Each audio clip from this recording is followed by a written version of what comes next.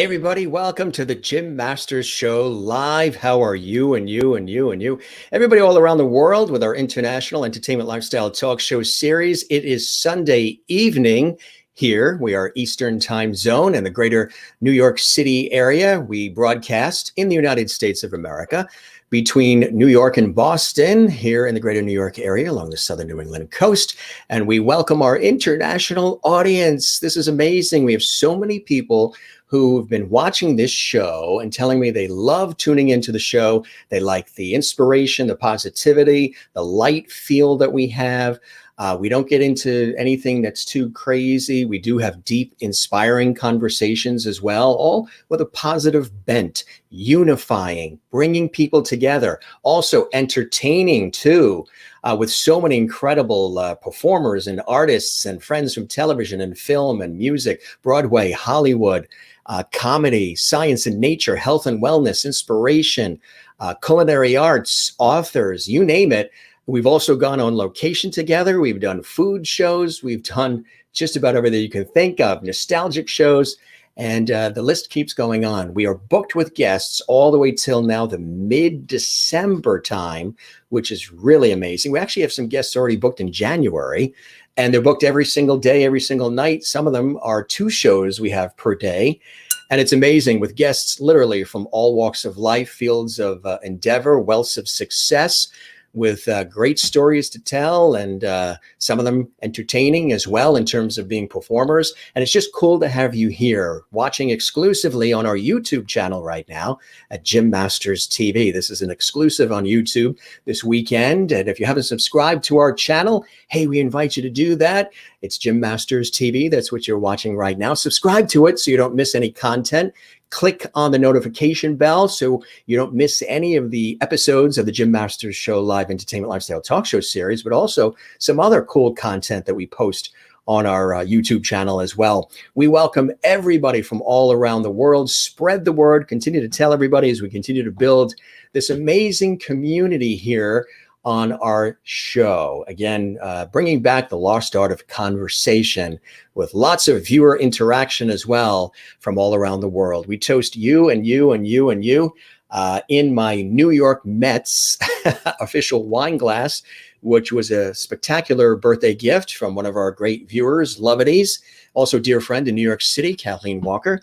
And in here we have Now, if that was actually a drink with alcohol, that would knock you on your feet. Something this big, but it isn't. You know what it is? It's Trader Joe's. I got to get these people as a sponsor. We keep talking about Trader Joe's. It's Trader Joe's organic lemonade.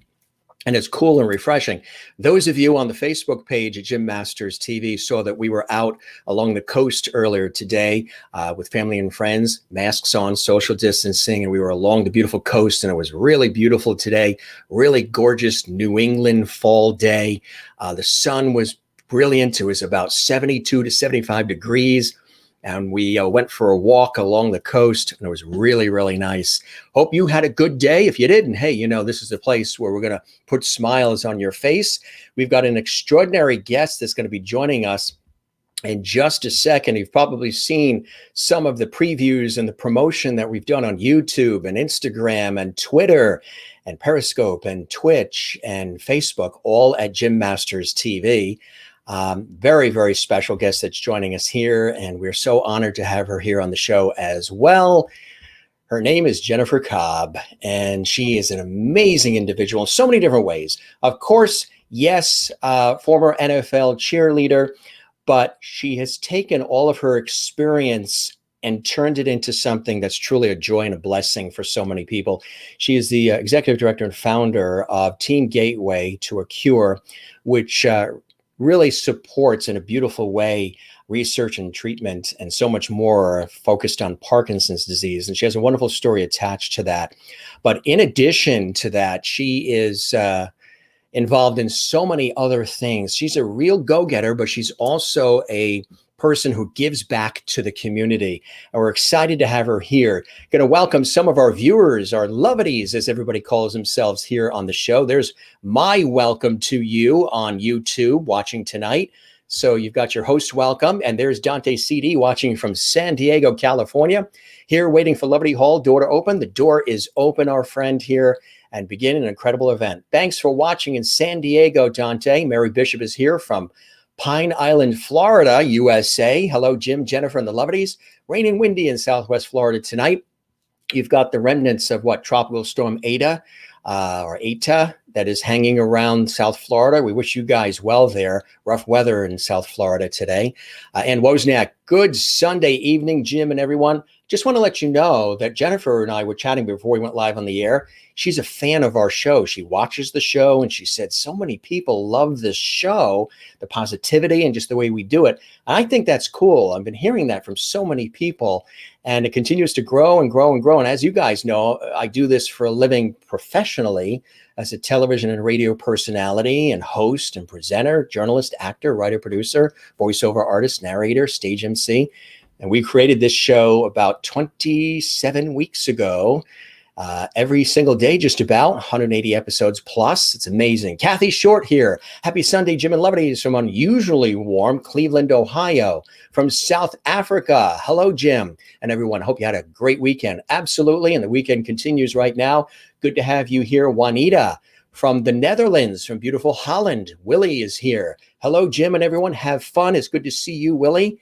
And Kathleen Walker from New York City. Good to see you, Kathleen. From South America, from Brazil. Carla is here on our YouTube channel at Jim Masters TV and the Jim Masters Show Live. Hello, Jim and gang. Nice Sunday night. Yes, it is, especially with all of us sharing it together here on our show. From Wichita, Kansas, MJ Hammond is here. Hi, Jim, and all our Lovedies. And Willie is toasting. And Dante says, hi, Mr. Lovedy. And all of our friends are here today. Thank you. You love the shirt.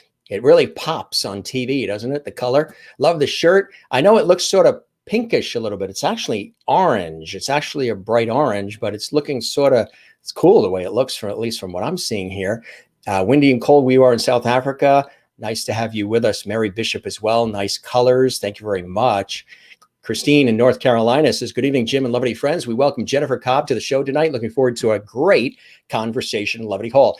Anybody that you know that's on Facebook, looking for us on Facebook, tell them that we're here on YouTube tonight exclusively at Jim Masters TV.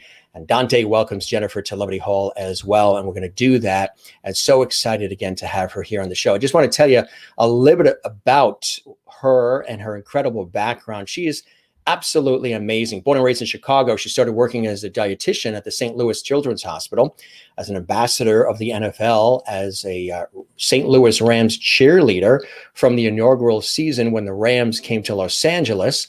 Jennifer has been very involved with the St. Louis community for a number of years, writing a sports nutrition column for a local paper and St. Louis Men's Magazine, to holding a number of fitness titles throughout the country.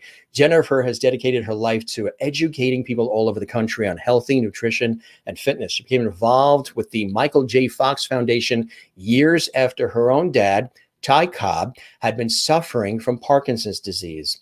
She started a 5K run and walk called Soul to Soul to raise money and awareness for Parkinson's disease. Over the past 2 years, she has raised over $50,000 for the Michael J. Foundation Team Fox. Her 5K run and walk was the only Parkinson's fundraiser in the Illinois metro area. She came up also with a name because her dad had such a sweet soul, and Parkinson's affects your gait, your step, your walk, soul to soul. She felt she needed to do something to get the message out there to others, and that there is support for families and patients who suffer from this chronic disease, and she could bring the message of support to the St. Louis area. She also thought, what a better way to host a myriad of different events in the St. Louis area too, outside the 5K Soul to Soul run and walk. She wanted to bring the fun back to charity events, giving education and mostly important support to the families and patients that are suffering from this debilitating disease. Education is power, but it's so fun. If you mix the two together, according to Jennifer, it makes everything in life that much better. Every day, that passion she has for the love of her father, of course, is instilled in her to go after something you want in life. It's what drives her every day. And that's exactly what she's doing. She's going after the cure. And Team Gateway to her cure was founded in 2016.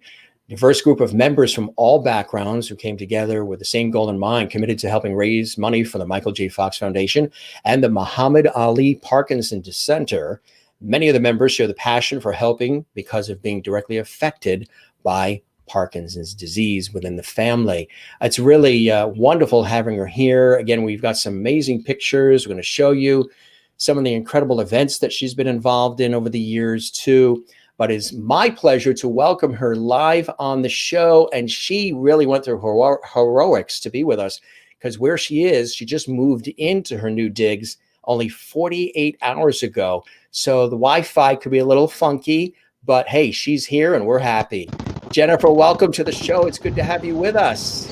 Hi. Hello. How are Thank you for having me all the way from St. Louis.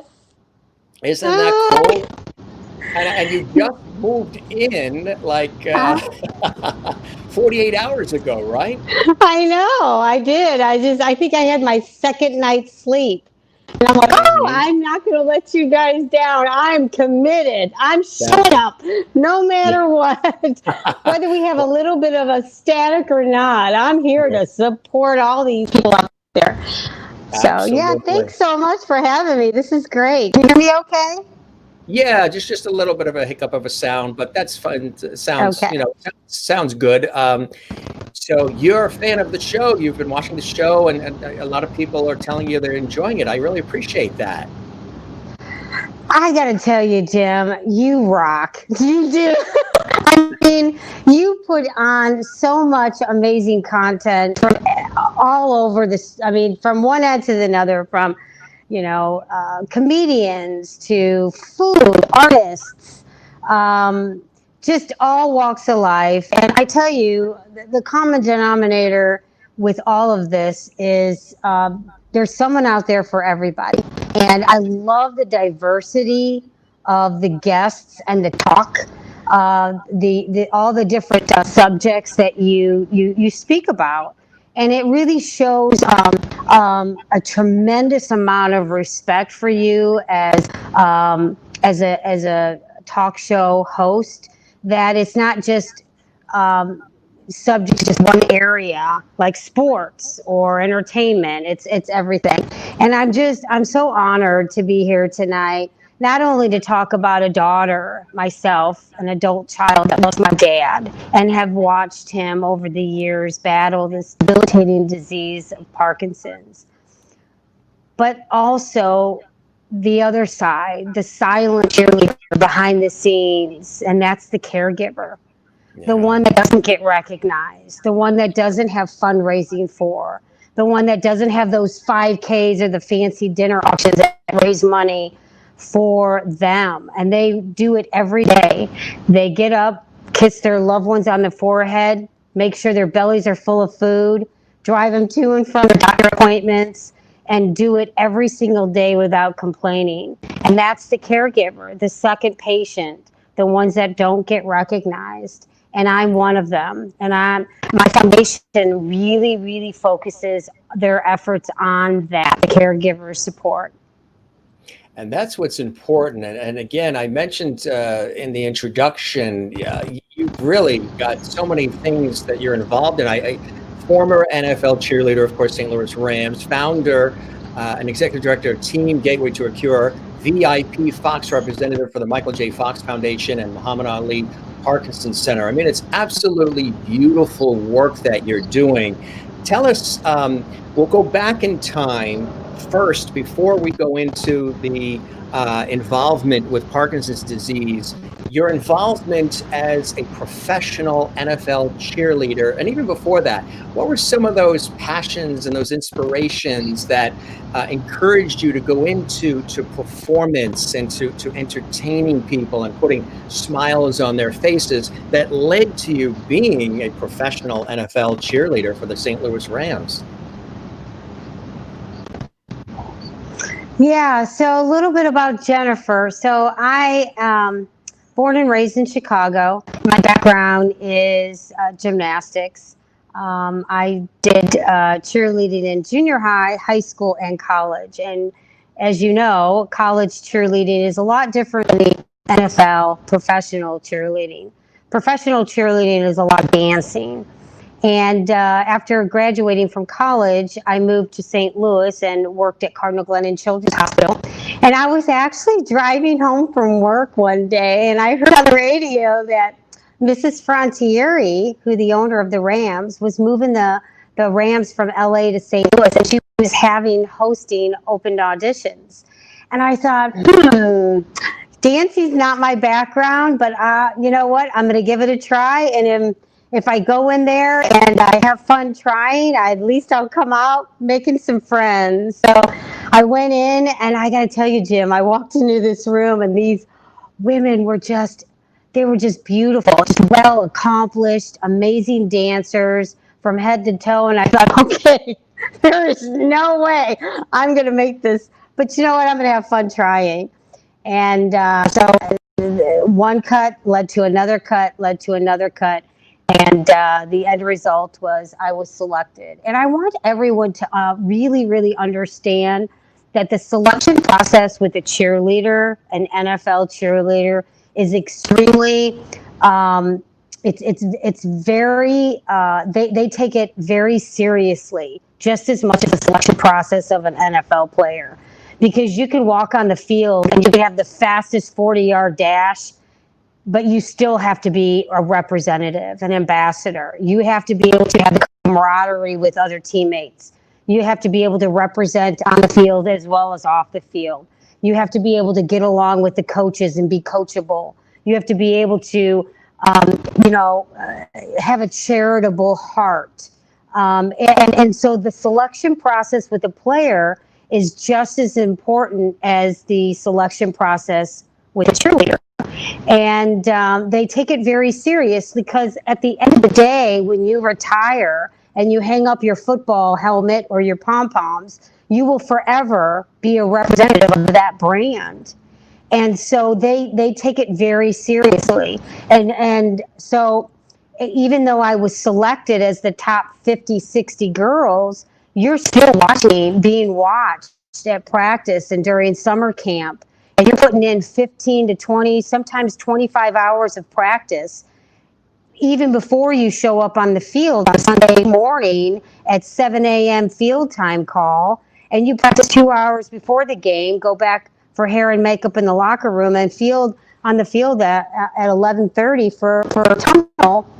And you're on the field for, 3.5, 4 hours on a Sunday afternoon. So, it's a pretty intense, a lot of practice that goes on that the girls do a lot of before they show up in hair and makeup and on the field in their uniforms. But then there's the other side of the cheerleader, and that's the right part, and the girls that showcase their hearts off the field to the charities that the NFL team represents. And that's kind of where I wanted, the NFL kind of coached me to that perspective. I wanted to, as I watched my father battle Parkinson's when he was diagnosed in 1999, right around the same time that Michael went public with his disease. My dad is not the same person as he's gone through these years of battling Parkinson's. And as a daughter, watching my father, who's the hero in my heart and my eyes, battle this disease, watch my mom right next to him, helping him go through it. I thought there had to be a way to bring more support, more education, not just for the funding of finding a cure, but to support the caregivers that are going through it, the silent battle as well. And that's where Team Gateway to a Cure, how it was started. That is beautiful. That is really beautiful. And I know you're so committed to it as well. And, when you get involved in things like that have such a deep meaning, and, it's so inspirational and it impacts the lives of others in such a positive way, it's really amazing, right? I'm sure it sort of fills your heart, your spirit, and your soul doing this kind of work, doesn't it? Yeah, it does. And I think it's really important for people to understand, as a caregiver, How can I be the best caregiver, Jen? And, there's a million ways, there's a million opportunities to be a good caregiver.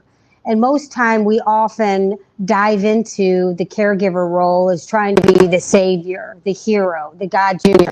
Like, I want all of the pain to go away. And that's not necessarily what needs to happen. Sometimes you meet the person that's battling the disease where they're at in life and just love them, give them hope and give them comfort and just love them where they're at. They're not going to go backwards. They're not going to go back to when they were 20 and 30 years old. They're going to get worse. But while they go through that process, just love them. Just meet them where they're at. I asked my mom, she says, Ty, we're going to hire a personal trainer and we're going to have them in here 7 days a week for 2 hours. And my dad kind of looked at us and were like, okay. And I looked at my dad and I said, Dad, is that what you want? He said, no. You know what Ty wants to do? Ty wants to sit around with his buddies and dude talk. He wants to play cards. He wants to play Uno. He wants to eat popcorn and watch some movies. He wants to go out for a walk. Maybe go see time at the zoo or the botanical gardens. He just wants you to love and enjoy where he's at. And I'm not saying, be, cognizant of new therapies that are out, new medication and tweak the diet. So while he's going through it, he's, or she is, the symptoms are managed to a better capability. But when you step back and you think, how can I just love the person while they're going through Parkinson's, a brain tumor, concussions, Alzheimer's, ALS, MS, whatever the brain disease is, or any cancer, whatever you're battling as you go through it as a caregiver, you can just love them and give them hope and comfort. And when I am asked at caregiver conferences, one of the biggest questions is, Jennifer, how can I be a good caregiver? And it's really a great question because there's a million ways to be a good mom, a good dad, a good sister, a brother, a cousin, a friend. Are you really telling me that you don't know how to be a good caregiver? I mean, thank goodness for technology right now, Jim. We're able to speak, and I can speak through this platform to thousands and millions of people all over the world. And so if your loved one is states away or in a different town or you're working a lot, thank goodness for Uber Eats. Thank goodness for technology, FaceTime. And if you do have emotional history that's not so well, maybe, why should I take care of my dad? He's battling this and he was never there for my football, little league games. And now I'm trying to start a company and raise a family. And now I've got to stop what I'm doing to take care of him or her. Where was he when where was she when I was? Well, that person isn't the same they were back then. They're a different person now going through a disease. And so how do you meet the person where they're at? Let go of emotional resentment, the history that you've battled, and maybe you're not ready for that, and that's okay, but maybe your kids are. Maybe they draw grandma and grandpa picture, or maybe they write a letter or text message or an email or send a meal and say, hey, we're just thinking about you. I'm not there yet, but I do want you to know I'm here. We're thinking of you. And so I think if you take yourself out of the resentment or maybe emotional history that you might be holding on to, there's a lot of healing that can be done. Absolutely. Just wanted to show you some of the love coming in from our viewers around the world, the Lovities. Dante says he's in San Diego, California. Welcome, Jennifer, to Lovity Hall. Mary Bishop in Florida. Welcome, Jennifer. You're a real inspiration. In New York City, Kathleen Walker says, hi, Jennifer. Welcome. Juanita in South Africa. Welcome to the show, Jennifer. Willie in Holland says hello and welcome, Jennifer. Sherry Schoenline, one of our great viewers as well. Hello, Jim and Lovities. Welcome to Lovity Hall, Jennifer. Aww. That's what they've sort of deemed this Lovity Hall. I love that. Welcome, Jennifer, to the land of Lovities from Kathy Short and Wozniak. Hi, Jennifer, and welcome. MJ Hammond, welcome, Jennifer. And Elizabeth O'Keefe says, I love that you're raising awareness for caregiver Ah, support. Elizabeth. God bless Ah. you, Jennifer. She also says NFL cheerleading is hard and beautiful work. Kathleen Walker, who just lost her mother, actually, just a couple of weeks ago in New York. It's hard to watch someone go through something like that, but sometimes all you can do is be there for them. Yes. Her mother passed of cancer just a couple of weeks ago. Oh, I'm so So sorry. it's a tough situation. This is really beautiful that you're doing this work. And before you started this as the NFL cheerleader, what was that experience like? It is very hard work, like you said, and like Elizabeth O'Keefe has concurred. What were some of the incredible things that you remember that stand out for you and experiences you had as a cheerleader for the Rams? Yeah, so, oh golly, I do remember. Well, one of the things I want to stress most importantly is coming off the NFL field. I personally wanted to use that platform to cheer on others, that might be going through the same situation that I am going through as a caregiver, watching my father battle the Parkinson's disease. You know, Michael J. Fox raises millions of dollars for funding for a cure, and research, which is extremely important. But until we do have a cure, there's a silent patient, and that insurance companies are now recognizing, and that's the caregiver.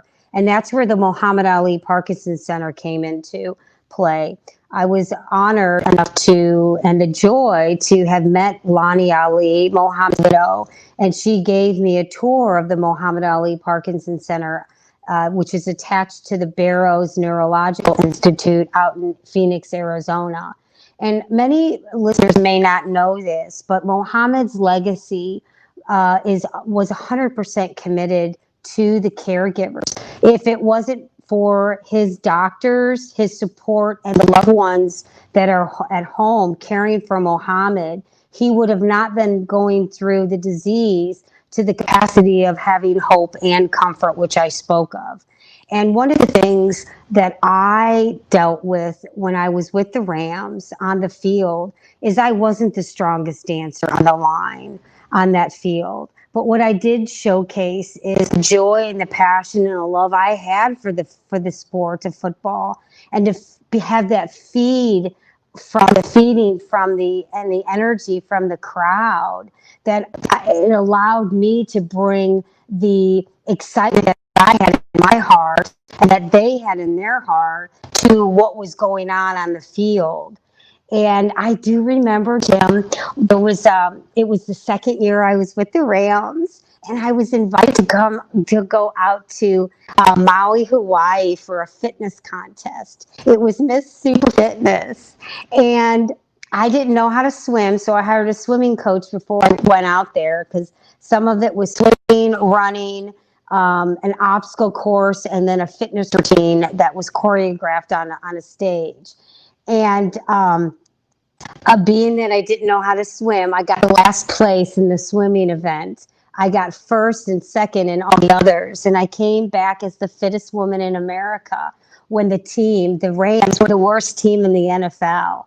And so the biggest, funnest thing that the media went crazy. They're like, we have the fittest woman in America cheering for the worst team in the NFL, and maybe Jennifer should be coaching. Well, a long story short is the next year we won the Super Bowl. I'm not saying that it had anything to do with me, but maybe there was a little push from, Your positive energy. Your positive energy did it. That's what it is. Right? It's like, let's go, guys. Well, and the thing is, don't ever shoot yourself short. If you may not have the strength as the strongest, the fastest, or the one that's the top of the most when you walk into a room, but don't allow that to discourage you, because I'm a peanut. I mean, I don't have the strength of some of these incredible dancers. But what I did do is I used the passion, the things that I am good at, and I allowed that to overshine my weaknesses. And I think if you look at that common denominator throughout life, I may not be the smartest person in the room. I may not know all the answers to research and medicine when it comes to Parkinson's, but I got to tell you, I have a big heart and I do love my father very, very much. And if I could bring a smile to him when I come in the room, and I know that he's better when I leave than when I came, I know I did good. That's beautifully said. That's really, really, I mean, when you think about it, when you put this together, what was that process like coming up with Team Gateway to a Cure? What were you hoping people would learn from it, get from it in terms of its value that you give, the mission and all the people that are a part of this amazing team? So originally, Team Gateway to a Cure was given to me by the Michael J. Fox Foundation. It started off with a Soul to Soul 5K run. And when I was honored in New York City at the VIP Awards for my efforts for raising money for Michael's foundation, I went to Michael and his team and I said, hey, my heart is pulling me more. I want to do more than just raise money. I mean, I'm good at raising money. I'm good at bringing crowds together for a common purpose. But there's more here, guys. We've got to drive more. And so they went to the table and they came up and they said, Jen, we're going to give you the name Team Gateway to a Cure. So I compiled a group together here in St. Louis, a board of directors. I filed with the government, a 501c3. And so we were born, and we had a local artist, Bartist, who is here in St. Louis, designed the logo. I actually designed it, had him draw it out for us. And we sent out a press release. We announced to the public, our board of directors, and we had an unveiling party of Team Gateway to a Cure. And so over the last couple of years, my heart was pulling me more and more and more to the other side, the silent side of the disease, and that's the caregiver. And as I started to research more and more about Parkinson's and the research part of it, I found out that insurance companies are now recognizing the caregiver as the second patient. And so you will often now see that hospitals are putting in support programs for the caregivers. And I've been involved with the Muhammad Ali Parkinson Center. We are now developing an app since COVID has started and has shifted a lot of the in-home care of those that are battling brain diseases. Their loved ones want to stay home. They don't want to go into the nursing home facility. They want to be home with their loved ones. They want to see their loved ones. They want to smell the smells of their home. They want to hear the sounds of their homes. And they feel a lot more comfortable when they're in that surrounding. But then, how does the caregiver get supported? And so what you'll notice through Team Gateway to a Cure is we are a resource for Muhammad Ali Parkinson Center. We have video footage now to help the caregivers at home on how to change beds, how to get them up and down from a bed, how to prevent falls when you take them to the bathroom or to the kitchen. Different tutorial videos to help them manage the patient while they're going through the disease in their own home, so they feel secure. But then also having an app through technology, the iPads, that they can give the doctors through the supercomputers at the Barrow Neurological Institute instant data information from the home, basic smiley faces to frown. How do you feel? And just touch it and it goes over. The medication has been taken, goes straight over to the supercomputer. What sort of data through oxygen, blood oxygen levels, brain capacity, blood pressure, all of the data that medical doctors need in order to tweak the medication or the care that needs to go into the home. And so there's a really great telemedicine back and forth information from the doctor to the patient and the caregiver all together, so everybody's having good communication to that extent. very well thought out and structured, which I think is fantastic. And um, the the progression of Team Gateway, how has that been? The more people understand it and understand the mission and recognize it, they want to be a part of it, right? They want to help support. They want to help financially. So that way, there you have opportunities to expand further and help more people, right? Yeah, I mean, you can only imagine how many caregivers, whether they're battling Parkinson's or whatever it is, how many caregivers are out there. And I think you and I and millions of others all over the world have had a little taste during quarantine of what life is really like. It's very quiet, Jim. It's very isolating. There's a lot of depression, a lot of anxiety, and a lot of sadness that they go through every day. Where do they go for their support? You know, the doorbell's not ringing, the door's not knocking, people aren't calling and coming over. And that, like we went through during quarantine, that's their life every day. So you can imagine how piercingly quiet and definitely quiet it is for them. And so what does it look like for their support? And so when they can log on to an iPad and have a community to talk to, you know, for instance, what do you do? The first thing you do in the morning when you wake up after you posted something on social media, the first thing you do is you pull up your post and you read the comments. And those comments are stories. We all share our stories together.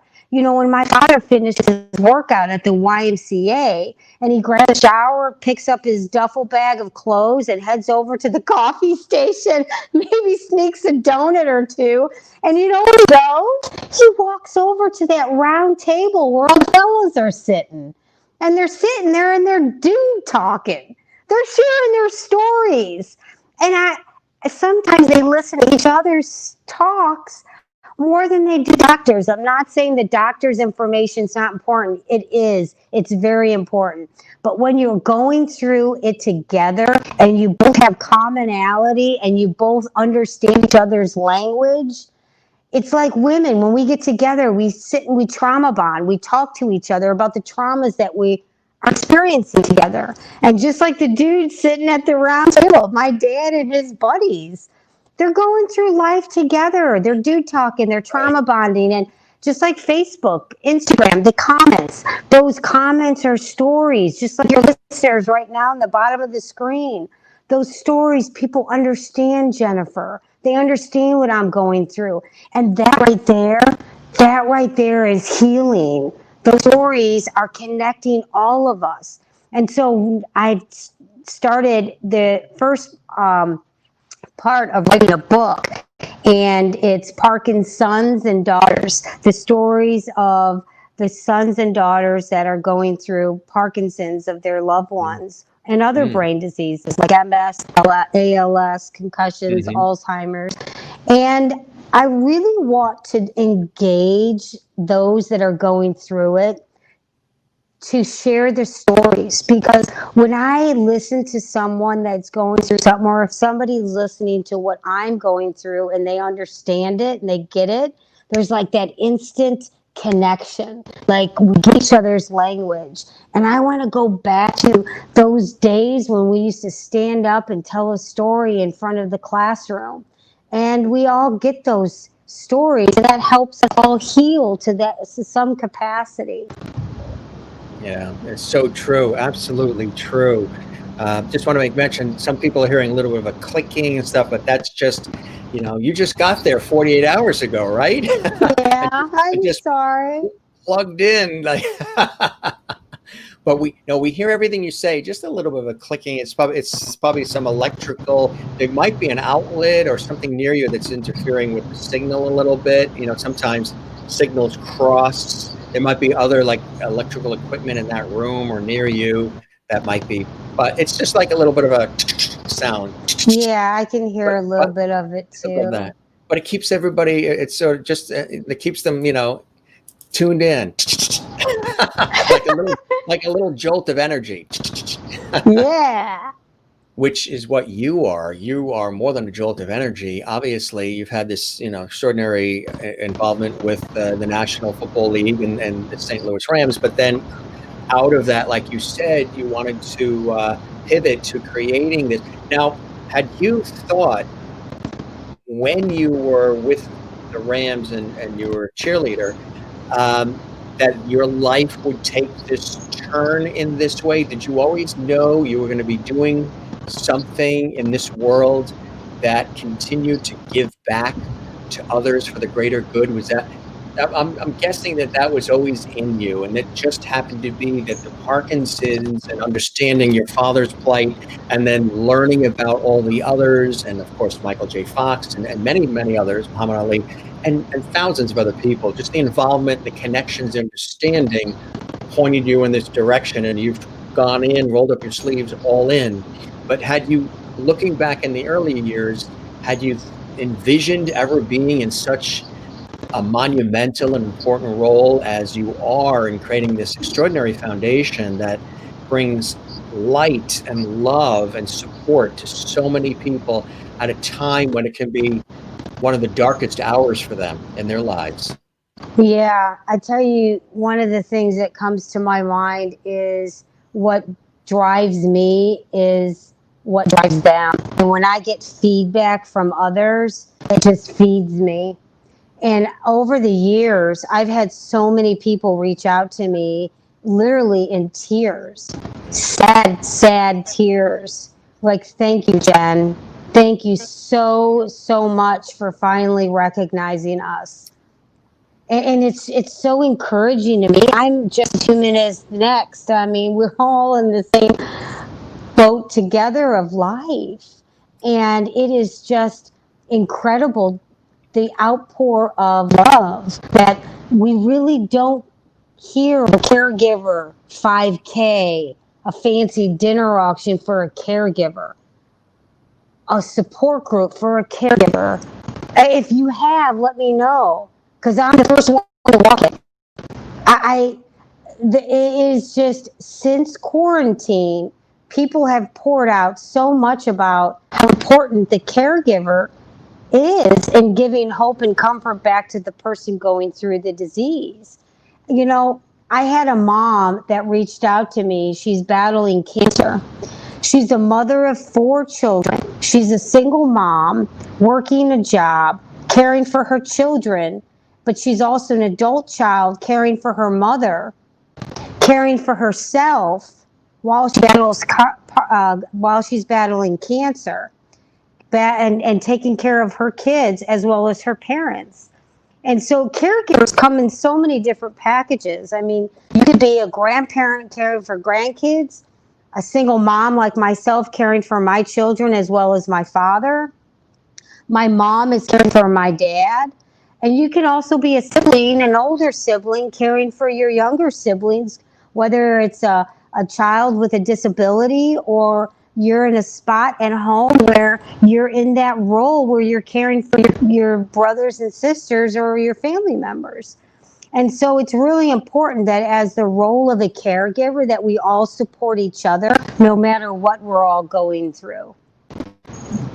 And I think when being with the Rams, because I was not the strongest dancer on the line, I was always asking my mentor, my boss, Keely Finbress, who's the director of entertainment. I said, Keely, after every practice and every game, what do I need to do to improve? What do I need to work on for the next time? Because there's always someone right behind me hunting me down, wanting the spot that I have on that field. Just like the players, somebody's always wanting to replace that person on the field. And I think it's the story of life. You know, if you're going to be replaced in life through a job or something that you're trying to get through life, you know what you need to do in order to secure that spot. If you are not the smartest person in the room, what do you need to do to become smarter? If you're not the smartest student in the class and your grades aren't where they should be, what do you need to do in order to get to have better grades? And if you don't know a lot about what they're battling, your loved one, whatever the disease may be, what can you do in order to inform yourself, educate yourself a little bit more about what they're going through, so you can become better hope and comfort for them going through their disease or whatever they're battling. And so I think the NFL, Miss Frontier, who groomed me from the minute I stepped on the field to when I retired, she was very, very strategic and very adamant about, you know, the girls from head to toe and everything inside and out. You know, I don't know if you know this, Jim. She was a Vegas showgirl. Many people don't know that. Mrs. Frontieri was a Vegas showgirl, and she danced. She had an incredible dance background, and so she polished us from inside and out. So when I talked earlier about the selection process of each girl, it's very, very intense. They take it very seriously, just like the players. And so I knew what my weaknesses were, and I knew what I needed to do in order to get myself to that level, to secure myself on the line. And it goes the same thing with, as a daughter myself, loving my dad. I don't know everything there is to know about the neurological disease of Parkinson's, but I do know that I love my father and I am a caregiver. And how can I be the best caregiver and just love him and give him hope and comfort while he goes through this disease? And through the platform of Team Gateway, I'm able to do that. That's incredible. And how could people get involved if they're watching this and they're like, this is extraordinary, and I want to participate in this? How can they do that? Going to this website we have here, that's the best beginning? Yeah, so we are launching our new website the first of the year. So we are Nice. in a transitional progress right now. So we go on the website, www.teamgatewaytocure.org. It's a little unsettled, but after Work in January progress. 1st, work in progress, yes. But after January 1st, we'll have a brand new website. And I'm really excited because this spring I'm launching the book, Parkinson's and Daughters, which is going to be a lot of fun to read. The stories giving others hope and comfort. And you're But working on a also documentary too, right? a documentary, Tell us about yes. that. That's exciting. Yeah. So the documentary is called A Race for Another Day. And it is the story about the day of life of Dr. Jerry Medoff, who many people may not know, but Dr. Jerry Medoff became world famous 20 years ago when he invented the 21 pill cocktail for HIV, the virus. Back then, 20 years ago, the virus, HIV virus, was a medical epidemic as it is today, like COVID-19. And so as you see, 20 years later, you take one pill. If you are diagnosed with AIDS, HIV virus, you take one pill and live a normal life. And thank goodness to Dr. Jerry Medoff's breakthrough because of that. And as he cared for these patients, it changed his bedside manner. He really got more and more involved in the medical breakthrough. Unfortunately, Dr. Jerry Medoff developed Parkinson's, not because of anything that he did. I want to make sure people know that. It's the Parkinson's isn't something you can catch like a cold. It's if you are diagnosed with Parkinson's at a young age, which Michael was at the age in his 30s, it's in your genes. It's in your medical history. If you are a later onset diagnosed in your 70s and 80s, it's environmental, kind of like boxing doesn't cause Parkinson's, but the trauma that the champ endured in the ring and all that stress and trauma, because he was predisposed, having the gene anyway, that triggered the onset of the disease. But what I was speaking on before, Dr. Jerry Medoff, he developed Parkinson's. And so today, now, he himself is taking 21 pills of Parkinson's medication. So the film really looks at the trajectory of the biggest medical breakthrough of our time, which is Parkinson's and brain diseases, where back 20 years ago, HIV, how it unfolded and unraveled that medical mystery up till now, current, you take one pill and live a normal life with HIV virus.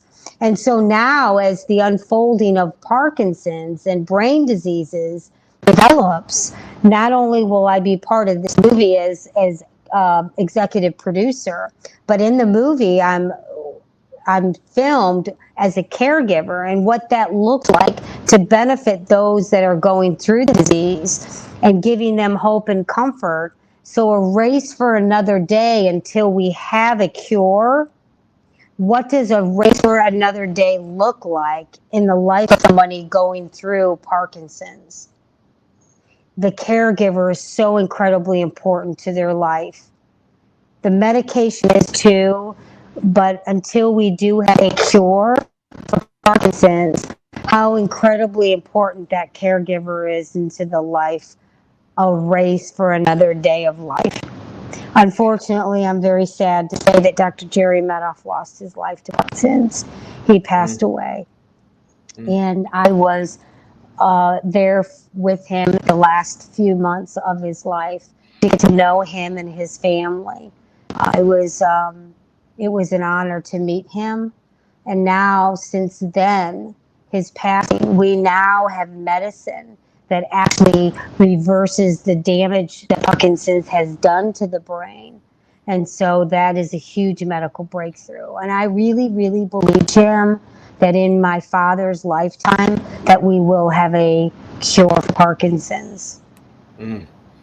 That's a beautiful thing. I mean, continuing to work, and these efforts are, never ending. I mean, you really have put your heart and soul into this in so many different ways. And as I mentioned, this is like legacy building. And I mean, other family members, others that are in your world, how do they feel about this? They must find that the fact that you've made this part of your life's mission such a beautiful, beautiful thing as it is. Your other family members, others who are also touched by the fact that your father has been dealing with this.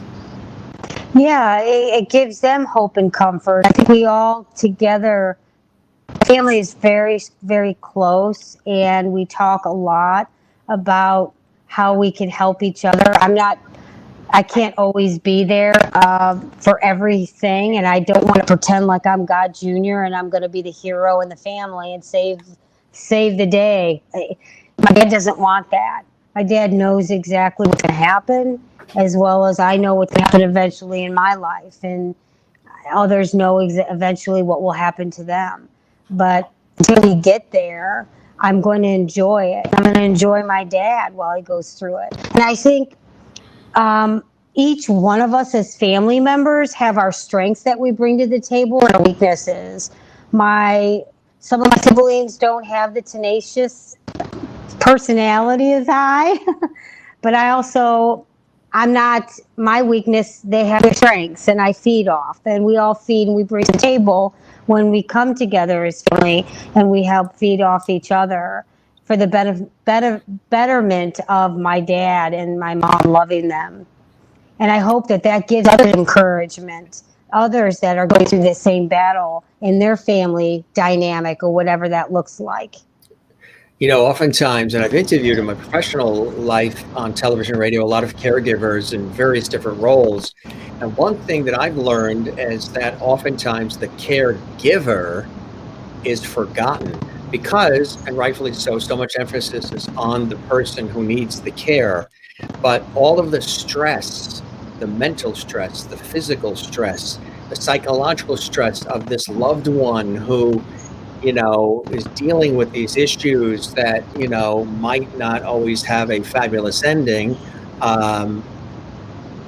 All of that, the weight of all of that comes on them, and then they don't take care of themselves. They don't eat right. They don't sleep right.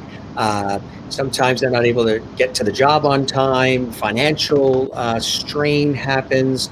And then the caregivers themselves oftentimes fall ill while they're also taking care of their loved one. There was somebody I interviewed about 2 years ago.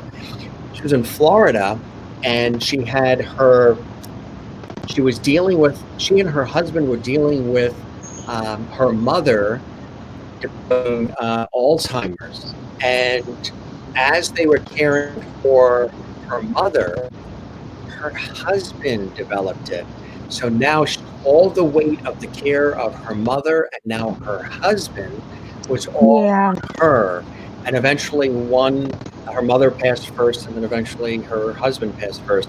And she, sort of created like a support group type thing for the caregivers, because, sometimes caregivers pass away before the person they're caring for because of the weight of it all and the stress, and it's very difficult and the emotional toll is extraordinary, right? It is. They have a lot of depression, a lot of anxiety, and a lot of stress. And so where do they go for their support? And I think it's important when you go to Teen Gateway to Cure, we have drop down menus and videos of what are the signs of anxiety and depression and feeling overwhelmed and sad, and frustrated. The Family Caregiver Act is now recognizing the caregiver as the second patient. And so there's financial reimbursement that they're helping, especially if you're a low income senior, when you need financial support. And when you have children that need to go to college and have education and further education, but your money is allocated to the medication and the doctors and all of that, but then your children can't go away to school because all that money, there's respite financial to help to that capacity. I think it's really, really important. I cannot stress this enough, that people reach out to Teen Gateway to a Cure, reach out to us, and we can help you to that capacity, to give you the resources to help, whether it's financial, whether it's physical support in the home, a caregiver, whether it's emotional support. There's so many different platforms of support out there, Jim, that if you could just reach out, sometimes it just takes one email, one phone call, one step. It will make a huge difference, I promise you. And if I could be a part of that, then I've done my part on this world, and I've encouraged others. Because that ultimately, I want my children to know that their mom's legacy is more than making a great peanut butter and jelly sandwich and making some mean mac and cheese. My legacy stands for more than that, right? Yes, absolutely. Absolutely. My legacy is outside the home, being a caregiver, loving their grandpa, my father, but also encouraging others to do the same thing. See, that's a beautiful thing. And again, you've got such a sweet heart to do this. And, it's a lot to have taken it on, but you've created this foundation in an extraordinary way that is, again, an extraordinary legacy, and it connects with people in a long-lasting, impactful way. And if people are looking for something to be involved in, it's such a wonderful, I was doing a lot of research in preparation for this, and just following up on all the work that you do, and it's really phenomenal. It's absolutely phenomenal. Matter of fact, we have a little bit of a clip from the website that we want to show about the organization, and let's take a look at that right now, Jennifer, and then we'll come back. All right, here we go. We'll set it up, and we will press play. Press play, gang. There you go. In 3, 2, 1. All of our patients used to die, but now they live. Dr. Medoff was the house of his day. If you need an infectious disease consult, this is the guy. We suddenly realized we had a breakthrough.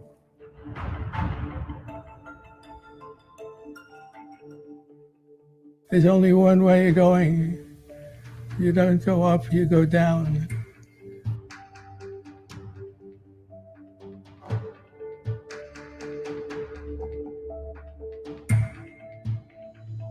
We've now developed a new drug with the potential to reverse the damage in the brain from Parkinson's. We'd never seen that happen before.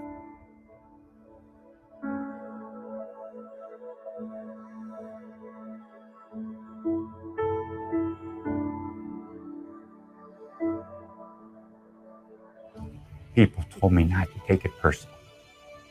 That's wrong. Everything's personal.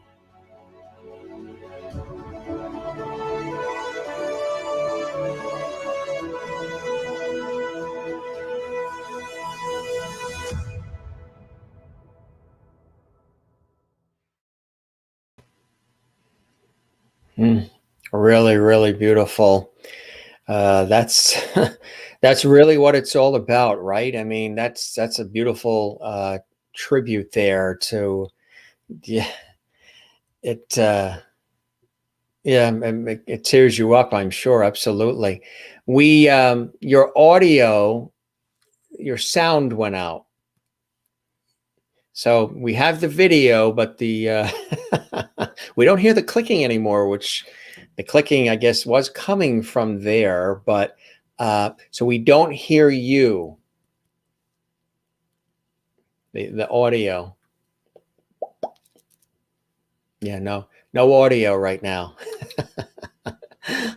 The pleasures of the internet when you're live. Okay, I think, oh, there you go. Say something now. No, yeah. Mute, unmute. Yeah, something went awry, I think, just with the audio. The video looks great. You look great with the video, and I can vamp. Sherry says, you said that exactly what I was thinking, Juanita. It said it so beautifully. Juanita said, you have an amazing heart. Thanks for putting the spotlight on the caregivers and giving them guidance. They're very often overlooked and left exhausted, having to cope. We probably all know people in our lives who have been caregivers. Again, what an extraordinary experience, you know, as an NFL cheerleader for the St. Louis Rams and having that glory, but also then creating this extraordinary foundation. Beautiful words from Juanita in South Africa. Kathleen in New York says, very true. Mary Bishop in Florida, being a caregiver myself, sometimes just a kind acknowledgement helps. And again, Sherry saying, you said that exactly as she was thinking. Elizabeth O'Keefe also saying, community is everything. And Elizabeth saying also great advice on removing yourself from emotional history. And that is beautiful. And thank you.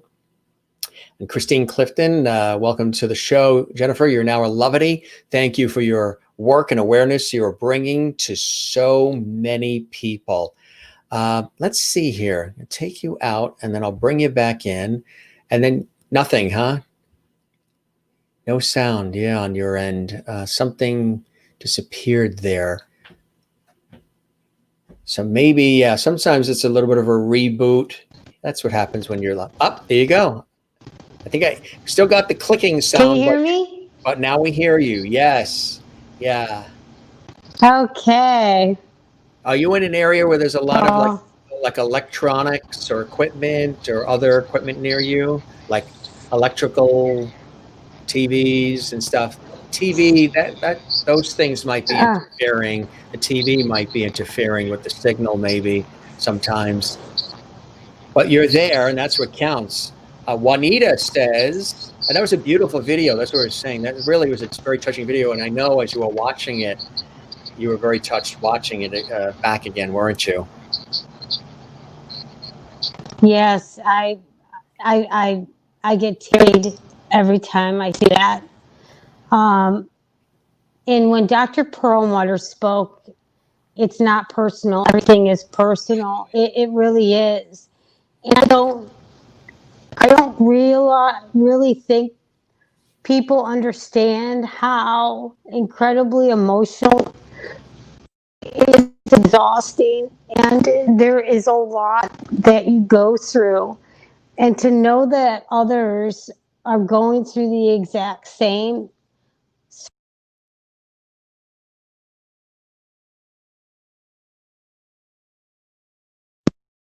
it's really, really comforting. And so when you asked me earlier, Jim, what drives me.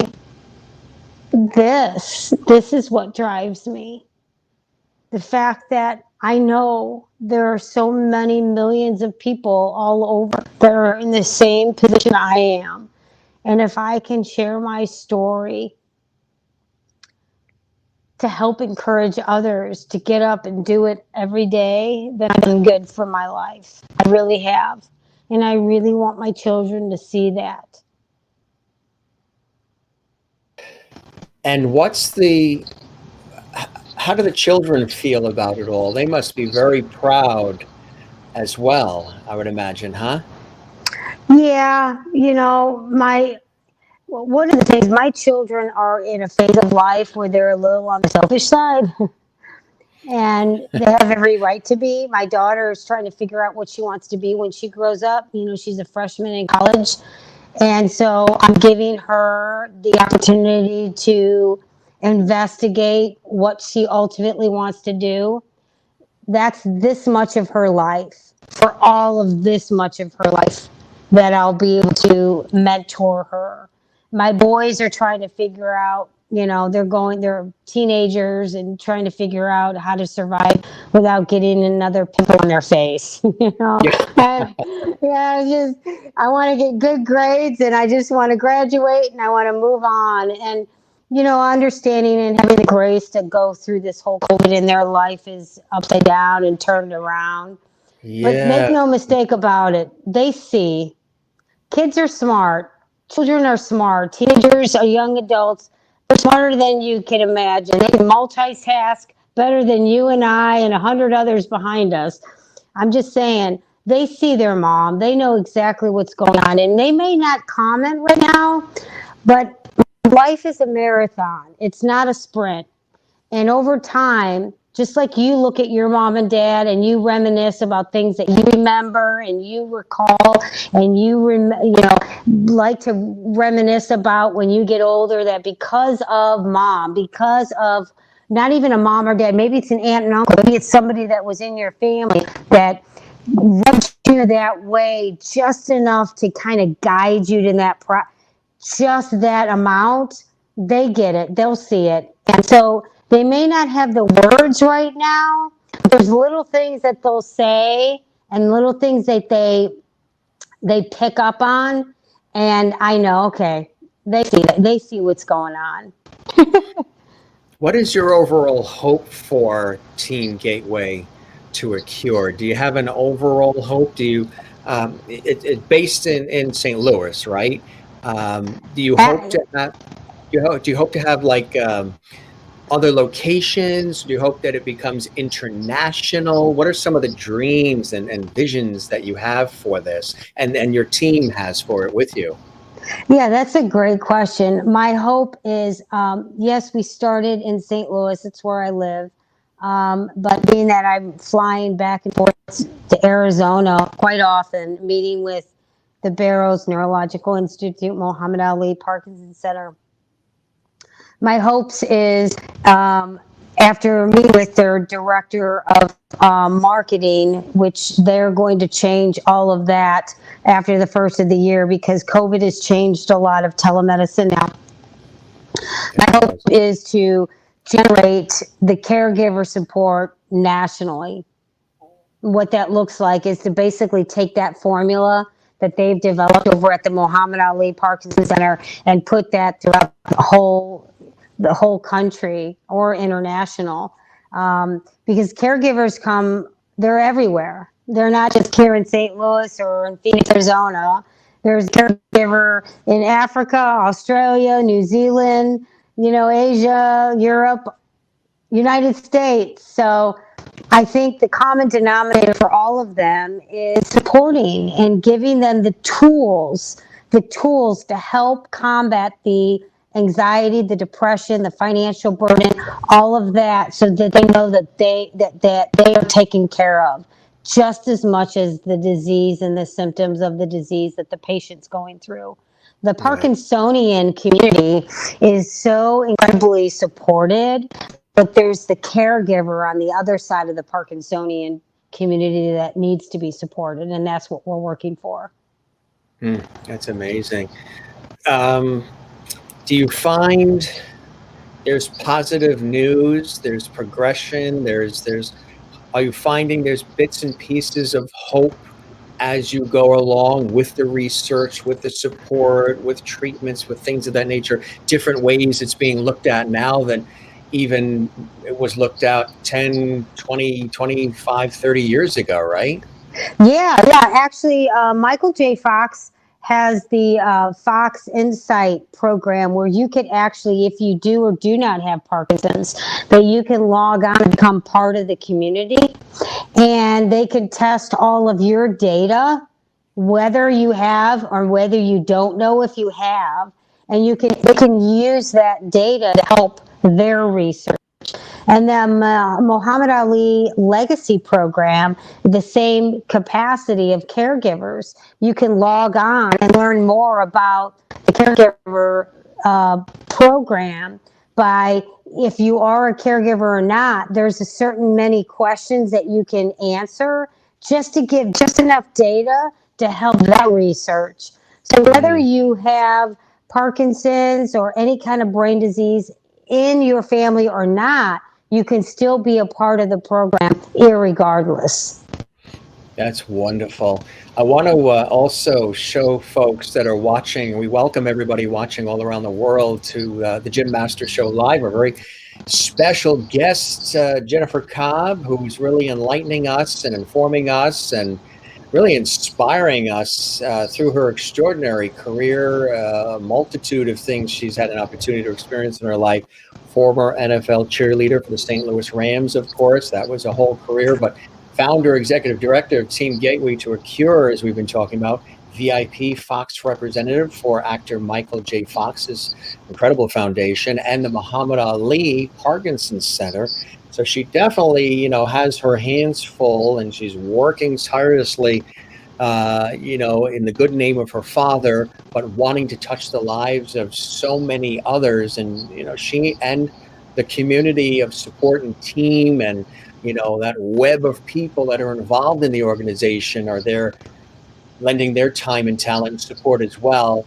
I'll have a couple of photos here I'd love to show everybody to put a sort of a face on what we're talking about. Jennifer, tell me who we have here. Oh, that's me and my dad. Yeah, that's when we went to, I had the Soul to Soul 5K. Oh, look at Dad. Oh, he's so sweet. Yeah, we were just finished up the race, and the Harley Davidson group took him on the back of one of the motorcycles, and he led the race. Shot the gun to start, and he ran the race, rode the race for Soul to Soul. That was a sweet photo. Here's another one. There's Dad. Yeah, he's so sweet. He's wearing Team Fox Michael's hat backwards. He's a cool so cat. sweet. Yeah, he is a cool cat.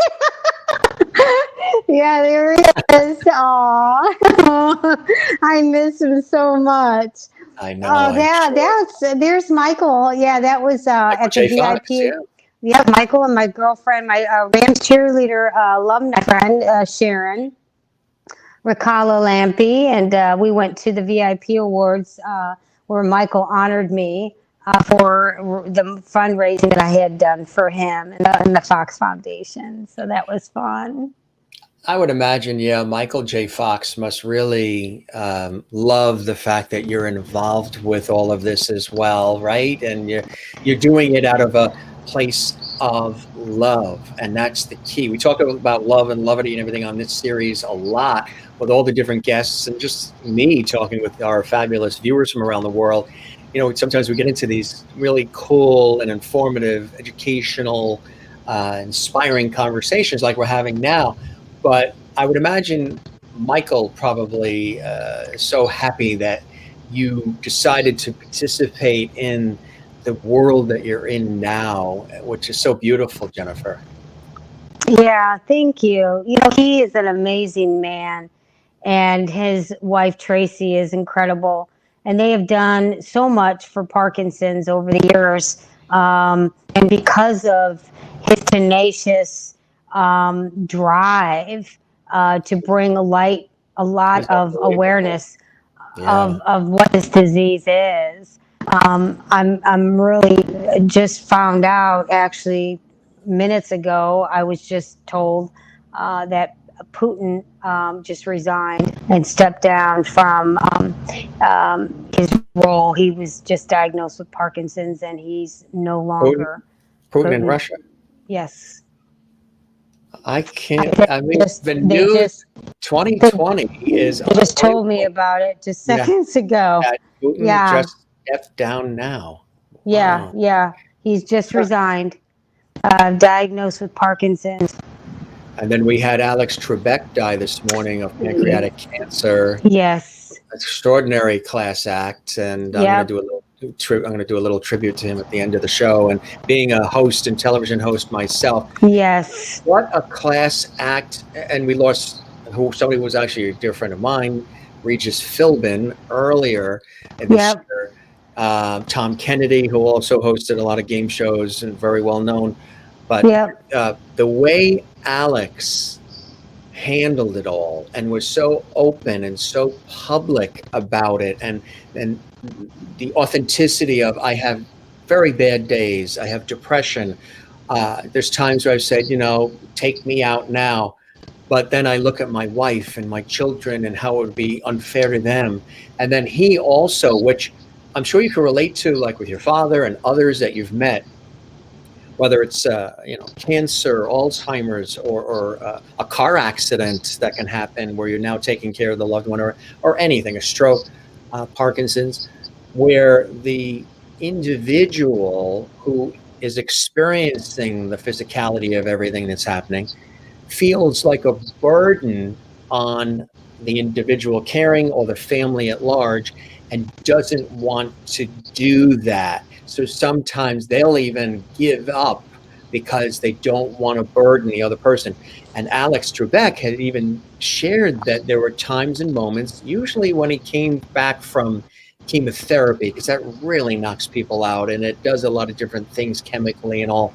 So he said after chemotherapy is when he would really get very, very depressed, where time, if he was going to go, take me now. But then he would think of his loved ones and the people he could inspire by telling his message and writing the book that he wrote not that long ago, like you're mentioning, writing a book.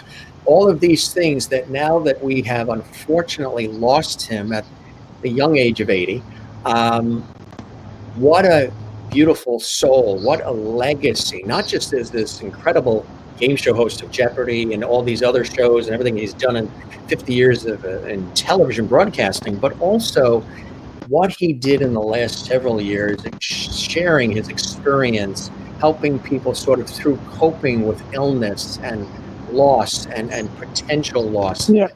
Absolutely beautiful. I'm sure that has touched you. Yes, and I think we often need to understand what drives that. And I can tell you 100% is the independence. And so when you lose the independence, that's when the burden comes. That's when you feel like you're a burden, because you can't do things that are the most simplest tasks on a day-to-day basis. For instance, when most people don't know what a freezing moment is in Parkinson's. So when you freeze, Parkinson's affects the brain and you notice it physically. Alzheimer's, which is the sister of Parkinson's, doesn't affect the body, it affects the brain mentally. So people who have Parkinson's, their brain will remember things fine, they can speak and articulate wonderfully. But physically, you see the dyskinesia, you see the tremors, the shuffling of the step, the voice projection. In Alzheimer's, it's the opposite. So when I speak of freezing moments in Parkinson's, it's like you're frozen and you want to move, but you can't. You try to step, but you can't. You try to move your foot, but you can't. And so the biggest obstacle that my dad faced, and I'm sure I speak for many others that have gone through this, is when you're in a public restaurant and you need to use the bathroom, and you go to the women's or the men's, and you're in the bathroom by yourself in the stall, and you have a freezing moment and you can't yell for help, and you're in that moment where you're frozen and you can't independently pull up your pants or do what you need to do. It's a moment where it's you just don't ever see yourself there. And so after that happened, we unless there's a bathroom where it's family bathroom, you can't go by yourself. So driving a car, when you're driving the car and you're swiping the tires so many times on the curb, you're obviously being told by your loved ones you can't drive anymore. It's just your independence to take away the keys. It's wow, I can't drive anymore. I can't go to the bathroom by myself. And when you have dyskinesia and you can't hold your fork or your spoon and feed yourself, and now you have someone feeding you. And so the independence to feed yourself. And so you're being slowly stripped away of all these moments of independence. It's very heartbreaking for the individual going through the disease. But there's other ways that you can go and get through that. For instance, driving. My dad can't drive a car, so we got him a golf cart. Dad, you can take the golf cart. It's slower. You can manage it. You can toot around, go to the coffee shop, maybe down the road, sit around the table and talk to the fellas, have a cup of coffee, and then, still feel like you can get behind the wheel, drive away, have your independence, but yet you're not behind a car driving on a busy road. The bathroom issue, we have food brought, we make food, because your friends come over, and then you feel like you're still, socially involved with other people when you're having a meal. There's other ways that you can get around it, but I can honestly say with Alex Trebek and his issue, that's where that comes from, Jim. The sense of independence is gone, so you feel like you're a burden. And when you have that moment where you feel that burden with your loved ones, that's when the depression, the anxiety, and the sadness kick in. It's a fear, and you just don't want to deal with it anymore. And that's when hope starts to go away and comfort starts to go away.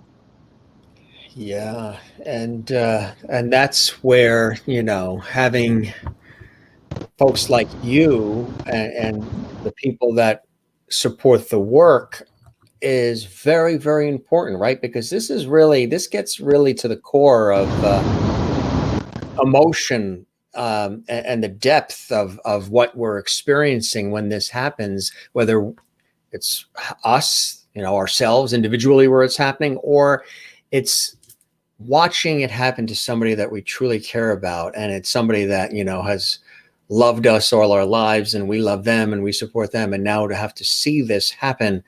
And as a caregiver, you can really, in certain moments, also feel like you wish you had more control of the situation itself.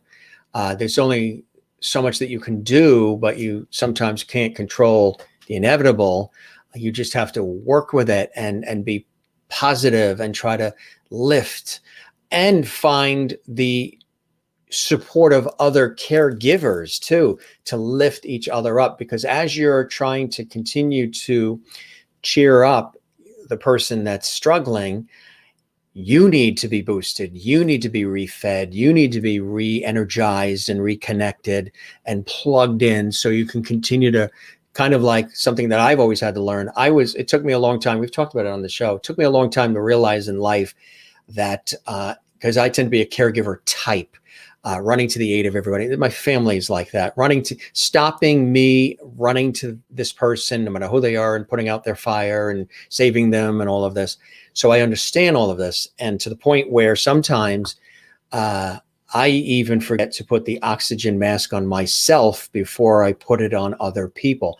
Whenever I was on an airplane, I would always say, when I would hear the flight attendants say, okay, now in the event of us losing air pressure, when that mask drops, make sure you put the mask on yourself first before you put it on the person next to you, or you help the person next to you. And I would always say, gee, that's not how I was raised. It's help thy fellow man, run to their aid first before myself. But then I learned over time that you also, in addition to continuing to help the other person, you have to make sure that you're getting filled too and refilled, and you have the oxygen coming at you, or you'll lose the ability. If you don't have the oxygen yourself, you're not going to have it to give to others, right? And that's a big part of all this. And we spoke about that earlier, about rescuing. We often feel like we need to dive in and rescue the person going through it. And they don't always necessarily want that. They just want to enjoy where they're at, who they are, give them hope and comfort, and try not to hire a trainer 7 days a week for 3 hours a day. Yeah, right.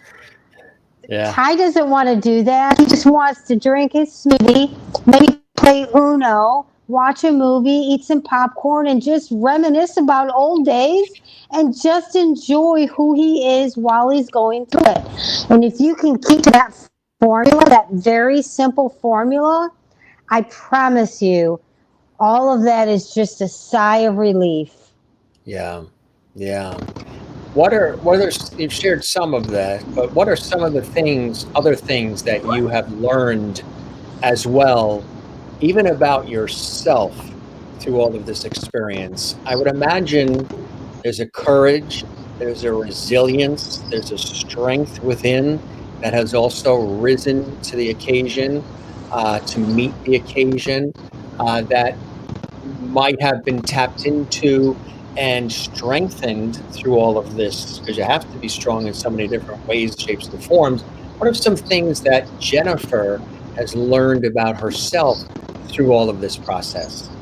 Yeah, just what I spoke just a second ago. I also was like you. I was a big, rescuer. I wanted to go in there and try to be God Jr. and try to make sure all the pain would go away. And I learned that after sitting down with so many people and interviewing and talking to them, what the number one common denominator with them all was they just want to be enjoyed. And they watch the show unfold in front of them, and how everybody is shuffling around with such anxiety and such intensity. And it's just a mess. It's a chaotic mess. And they sit back and watch it all unfold. And all they want to do is just relax, breathe, and just be enjoyed. And that right there, as I'm saying this out loud, it's such a sigh of relief, Jim. It really is. It's not complicated. It's actually very simple. And if you can't be there every day, maybe you show up once a week, maybe once every other week, and cook a meal. Maybe they don't know how to cook. Maybe you just do all the cooking and just have a conversation. Maybe you don't even have a cooking class. Maybe you just show up with Uber Eats, you sit down and you have a meal. Maybe you don't even have a meal. Maybe you just bring a gallon of ice cream and you both just scoop away and watch a movie. It's not complicated. Sometimes the most simplest things in life are the most enjoyable. And that's what I want to get people back to. Just enjoy who they are, give them hope and comfort, and just love them.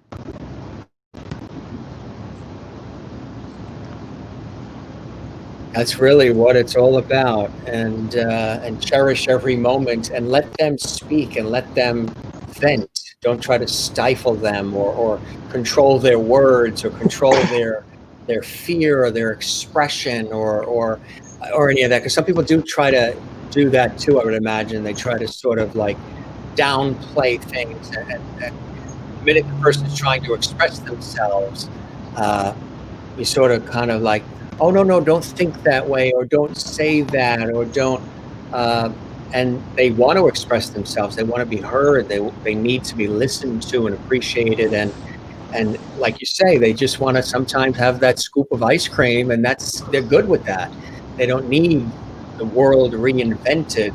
No. Like most people probably would think that that's what you got to do first, but sometimes simple is better, and it's more effective, and it's deeper. It really is. It really is. And I think it also goes to show you that, isn't that a lot of times what friendship is like? Yeah. Yes. That's exactly. Isn't it oftentimes too, isn't that kind of how family gatherings are like? When we just hang out with family, sometimes doesn't need to be very complicated. Right. And turned into this big thing. Right, exactly. Which is so true. It's beautifully said, Jennifer. We have some great photos here too. Tell us about this occasion. That was at the VIP Awards in New York City with Chrissy Steele Austin. She's married. She lives in New York, and she actually is a journalist for Health Magazine. And that's me. And we went to the VIP Awards together. She was my date. Well, you both look stunning. You both look stunning there. Thank you. Yeah, it was fun. Beautiful inside and out. Here's another great shot here. Oh, that was a fundraiser that we had in St. Louis, and those are the alumni cheerleaders, Bridget and Abby, and that is Sharon, and I think that's Christina, and that's me. I'm the little peanut in the middle. Yeah, that was fun. Yeah. That was a fashion show that we did, and the cheerleaders were the models, and that was a lot of fun. Ann says she was a caregiver for her late husband, who had Guillain-Barré. Sometimes caregivers are forgotten. That's so true. Yeah. It's so sad. Yeah, I'm so sorry about that, Ann. Thanks for sharing that, Ann. Yeah, thank you so much, Ann. Mary says, what a truly heartbreaking disease. Thank you for educating us, Jennifer. I mean, that's beautiful as well. And a lot of people that are watching, being touched, who are watching live and who will also watch this later in our archives. We have some other cool shots here too. This one here, was this like an event with AARP? Yeah, they had me speak. I was part of the panel at the AARP New York City with some alumni baseball players and basketball players. And what they wanted to do was, how do you get back to that feeling of when you were on the field? And how do you get that back? You know, oftentimes I get asked, when you get back together with the girls, and players also talk about it too, what's one thing you miss the most? I got to tell you, the one thing I miss, other cheerleaders miss, and many other players miss, those locker room times. Some of those fun times of the NFL was when we were doing locker room time. When you go back to the locker room at halftime or before the game or after the game, just all the goofiness, the joking around and the funny experiences, just belly laughing. It's a moment I will never ever forget. I miss the locker room time. Yeah. I mean, when you look back at the cheerleading career too, you look back at that fondly in terms of what you've learned and just the camaraderie with the other cheerleaders and being out on the field. And again, it seems like a lot of things that you have done are things where you're cheering people on, providing positivity. Let's roll up our sleeves and let's do this, that type of thing, which I think is fantastic to be able to do that and have the opportunity to do that when you're actually sharing it with people. You know, it's sort of in that way where it's like, you have all those eyes on you, and you have so many people that are watching you, really do it in a beautiful, beautiful way. And that sort of translates, I think, beautifully to the work that's being done with Team Gateway to a Cure. When you have that opportunity to just inspire people, whether it's when it was on the field, now when it's, of course, exclusively with Team Gateway, it is absolutely amazing. Yes, it does look like her Wi-Fi signal sort of cut out on her, but let's take a look at some of the comments, because you guys have been terrific with these beautiful comments. Hopefully she'll come back so she can see that one. Gotta say it, you certainly don't look like you have a child in college. Beautiful inside and out. She really is a beautiful spirit, isn't she? A pleasure to be chatting with her. Hopefully she'll be able to get herself back into the online. As you can see, you're not hearing the clicking anymore. She's just moved into where she is in a new home 48 hours ago. So I'm sure the internet and the electrical outlets and the toaster and the TVs, probably there's a lot of cross current happening that's interfering with her signal. As far as you can make out what she's saying, just a little bit of a. So I sound like you're bringing your car into the mechanic and you're trying to explain to the mechanic, you're hearing that sound in the engine. And then, of course, the minute the mechanic starts the car, he or she doesn't hear it. Wait, it actually does a sound. But I'm not hearing it now. But it does it. It's been doing it for 3 months. But I'm not hearing it now. And she's back. Welcome back. She kicked her computer and she said, I want back in. I want back in. Welcome back. Can you hear me? We can hear you and we can see you. I was just doing some vamping and talking and having fun with the viewers. Sherry says she's been a caregiver to several family members. And yes, at times it was exhausting, but would do it all again out of love. And that's very, very beautiful. And Mary Bishop says, I was saying to Mary and everybody, I said, I hope Jennifer comes back so she can hear this one. Got to say it. You certainly don't look like you have a child in college. Beautiful inside and out. From Mary and Phil. You guys are so sweet. I need to come on here more often. Yeah, you're welcome back anytime. And you'll be situated. I know I was telling him you just moved in there 48 hours ago. So there could be electrical outlets, the toaster, the TV, things interfering with the audio, but I'm not really hearing it like I was before. Can you hear? Is this okay? Yeah, it looks great. Nice background. And it's sort of, but not hearing that sounds, which is fine. Tony Spielberg watching on YouTube. Hey, Tony. Hi, Tony. Oh, what a sweet friend. Love having him here. He says, what a great show and phenomenal guest. Yeah, he's a great, he's an amazing supporter back in St. Louis. Him and his family, great people, and have been an incredible support for Team Gateway to a Cure over the years. Thank you, Tony. Thank you for those efforts, Tony. And while you're on the YouTube channel, hopefully you'll subscribe to the channel there at Gym Masters TV. We would love it. This show we do every single night live, 7 p.m. Eastern, 4 p.m. Pacific. We started the show 27 plus weeks ago. We've done about 180 episodes every single day, just about, maybe only a couple of days, 3-4 days where we weren't on, out of 180 shows, night after night, day after day, which is amazing because we get a chance to have light, levity, love, entertainment, great conversations, and we try to make it warm and inviting. So thanks, Tony. Tell your friends about our show, the Gym Master Show Live. We're here all the time. Nice to have you with us. So, when you hear some of this feedback and you hear these wonderful viewers here and these loveties, as they call themselves, sharing their experiences, sharing what they've gone through and the loved ones that they have struggling or that maybe they've lost. How does that make you feel? Because obviously, I'm sure you've always had a lot of people who have been pouring their heart out to you, opening up to you and others around you about their life experiences because they feel so comfortable and they feel trusted and they feel honored and appreciated. that they share with you some of the things like they're sharing with us tonight on the show. It must really move your heart and soul, huh?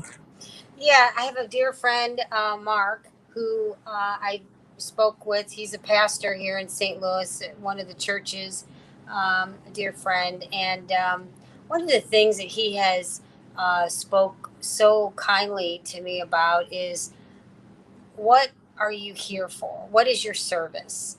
And my service that I have been given through the platform coming off the field, but the platform that I represent as a daughter of my Heavenly Father, and my children, how they see their mom, and that's the platform of service. You know, there is no bank with that, Jim. And I didn't do the NFL because of the bank that maybe the players, you know, they of course obviously get. You don't do that for that. What I did do it for was a lifetime of network and friendships. And one of them is Jim Masters. Your platform allows me to be Jennifer and to be able to reach the capacity that you have allowed me to be a part of. And because of that, I'm able to help others that are going through the battle and the struggle that I'm going through, just like they're going through. And thank goodness for it. And one of the things that I will forever have is a network of amazing family, the NFL. They have been nothing but 100% supportive in my efforts. And I can go to the Super Bowl, I can go to an event in St. Louis, I can go to a tiny little town where no one's ever heard of, and I can run into somebody that is a part of the NFL or a friend of a friend of a friend, and then they have this, we have this trust, this loyalty I can't even speak about, and we get each other. I ran into a number of players at the Super Bowl in Miami in January, and it's like we haven't seen each other in years, and all of a sudden we're like, "Hey, Jen, how you doing?" I'm like, "Hi, how you doing? How's your foundation? You call me if you need anything, alrighty." And the same goes for them. And one of the players just started a sickle cell anemia charity. His son was just diagnosed, and let me know if there's anything I can do to help. And it's like we get it, we understand it, we're all going through the same thing in life, and if we can lean on each other for just that little bit of support, just like a caregiver, then good for us. And I think you and I and millions of others, just like the millennial generation, they're so philanthropic. They want to serve, they want to give, they just don't know how sometimes. And if they can see this passion and this drive of my giving heart, and I can help them, guide them through that process, just like other caregivers may not understand or know what to do, and they can use my platform and my education and awareness and my support to help them, good for me. So when you speak of what do I want? What do I ultimately want to drive in my life? And that's to serve others, Jim, to be that beacon of light, to give others hope and comfort, to have them, help them get through what they're going through in life. Just letting that soak in. It's so beautifully said. And people are being impacted by our conversation live on the show. And I hope they, watch this again and share this episode. Is that beautiful what she said? It is so sweet. Sharing your story tonight with us, Jennifer. It's such an honor to have you here. And since you are I told you they were going to say you're a lovity. You're one of the Jim Masters Show lovities. It's a good thing to be, right? We need more of that. And that's we've coined the phrase here on the Jim Masters Show Live, and I love it. And she says you definitely need to come back. And Kathleen Walker, same thing, sharing your story with us, very touching. And again, I'm sure she's connecting with it as well. And that's beautiful. What would you say to somebody who's watching live now, or perhaps maybe in the archives on the YouTube channel? And I encourage everybody to share, the link to the show, because it might help others.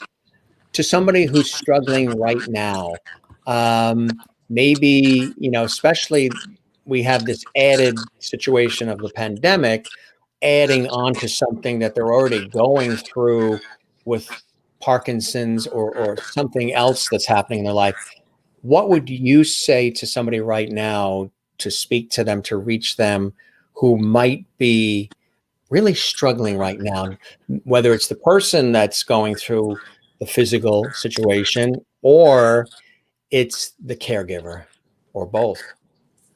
Well, first, I'd like to know, well, they can reach out to Team Gateway to a Cure, and you can fill out your information. I answer every email and every call, every response, everything. I get back to everybody personally. And that's number one. Number two, you're brave. You're brave to step forward and say, hey, I need help, because I've been in that spot too.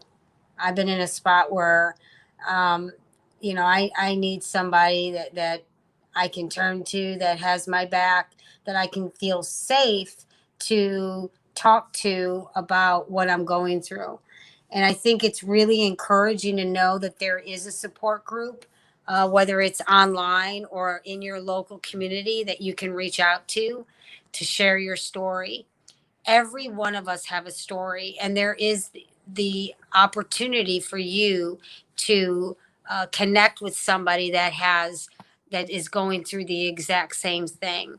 And so, yes, I get it. You are going through a tough time, and you probably feel so despaired emotionally that you just don't know what to do. And that's why I encourage you more than ever to reach out and shoot me an email through the website, and I would be happy to hop on a call and talk to you personally, because you are not alone. You're not alone at all in this fight. Every one of us are going up an uphill battle in life. And I don't claim to know the answers to all of it. All I do know is I have a wonderful community that I can turn to and reach for, and that's got me. And I know that we've got you too. So definitely teamgatewaytoacure.org. Shoot me an email, and I'm happy to hop on a call or speak to you through text or email, whichever is easiest. Very beautifully said. And really, I tell you, it's been really amazing having you on our show, my friend, and sharing your story, sharing your passion, inspiring people in the way that you are. Because I think if this year has taught us anything, we need inspiration, we need positivity, and we also need to come together and be together, because, it's better when it's us versus, we, them. It's got to be us. And I think in this case, having people like you who get it, who get what it means to care for people, and you have a beautiful heart, and very empathetic and very loving, of course, towards your father and your family, but that extends to a greater network of people whose lives are being changed and comforted in ways that sometimes you really can't even put into words. And again, it's legacy building. And then to have teamed up with the Michael J. Fox Foundation and Muhammad Ali Parkinson Center and so much more, the outreach and the connection and that network just expands even further. So it was really amazing having this opportunity to chat with you, Jennifer. And I can't believe, even with audio clicking and all that other crazy stuff, we did 2 hours. Oh, we did? Remember I said we'd only chat it never feels that way, right? Every guest says, my God, Jim, when I come on your show, it feels like we're just chatting with coffee. 2 hours? I love it. I could speak to you for another hour. I was going to say, everybody, it just feels warm and comfortable, and, we have a good conversation, and, we let it flow. And that's my personality anyway. I'm a Libra. I love it. Balance and harmony. So we're always looking for ways to. I'm going to ask you, do any of your listeners, does anyone have any questions for me? That's a good question. Yeah. Anybody watching, if you have any questions while Jennifer is here, Kathleen says, blessings to you, Jennifer. Thank you. And she gives you hearts. But if there are any questions while you guys are here, you can post them on the YouTube channel right now. And Jennifer's here, and she can answer the question right away. So think of something before we wrap. She can answer any questions. What have you been doing while they think of some questions? And again, you can post them right now on YouTube. Um, how have you been getting through this situation of COVID and the economy and all these things that we're dealing with that have been so monumental? What are some things you've been doing to remain connected and to remain plugged in and positive and creative? You know, that's such a great question, Jim, and I'm so happy you asked me that. The number one thing that I started doing probably about 3 years ago, which has been incredibly helpful for me, is at the end of the day, I have a gratitude journal, and I write about maybe 1 or 2 sentences. And what that does is it puts me in this position of the day is going to hit hard. Some days are going to hit harder than others, and it's going to give you whiplash in life. But what do you do? How do you get over that? And the one thing that I have found every single time is to write something down that I'm grateful for. And sometimes the most simplistic thing, the littlest thing that I'll write down on my journal, whether it's my children, exercise that I did, I ate a smoothie instead of a Cheeto. I'm grateful for my health. I'm grateful for the time that I had. I got to spend 15 minutes on a phone call with dad or my mom, or my connect with my brother or sister. I'm grateful for time in prayer that I have, that I had moment during the day that I can devote to just myself for self-care, because I'm a caregiver for me. Just the little things that you can be grateful, sitting down and enjoying a meal when your day is so crazy. Whatever it is, just to be grateful for something really puts things in perspective. Because if you think about how many times during the day, the week, the month, and the year that you actually dedicate that little amount of time to gratitude, I guarantee you 99% of the people out there don't do it. They just put their head on their pillow, go to bed, rinse and repeat, put their feet on the floor, and ready, set, go. Every day it's the same thing. I'm grateful for coffee in the morning. I don't know about you, but I'm grateful for that. And I'm also grateful that I have a bed to sleep on at night. I mean, this is a little thing. Sometimes it's just snuggling with my puppy and being able to watch some good football on TV. Whatever your team is, I don't really care at this point. I'm just happy there's football. And I'm grateful for your community at this point in my life. I'm grateful for you, Jim. You're a beacon of light in my life now, and because of you, I'm able to do what I can do even better.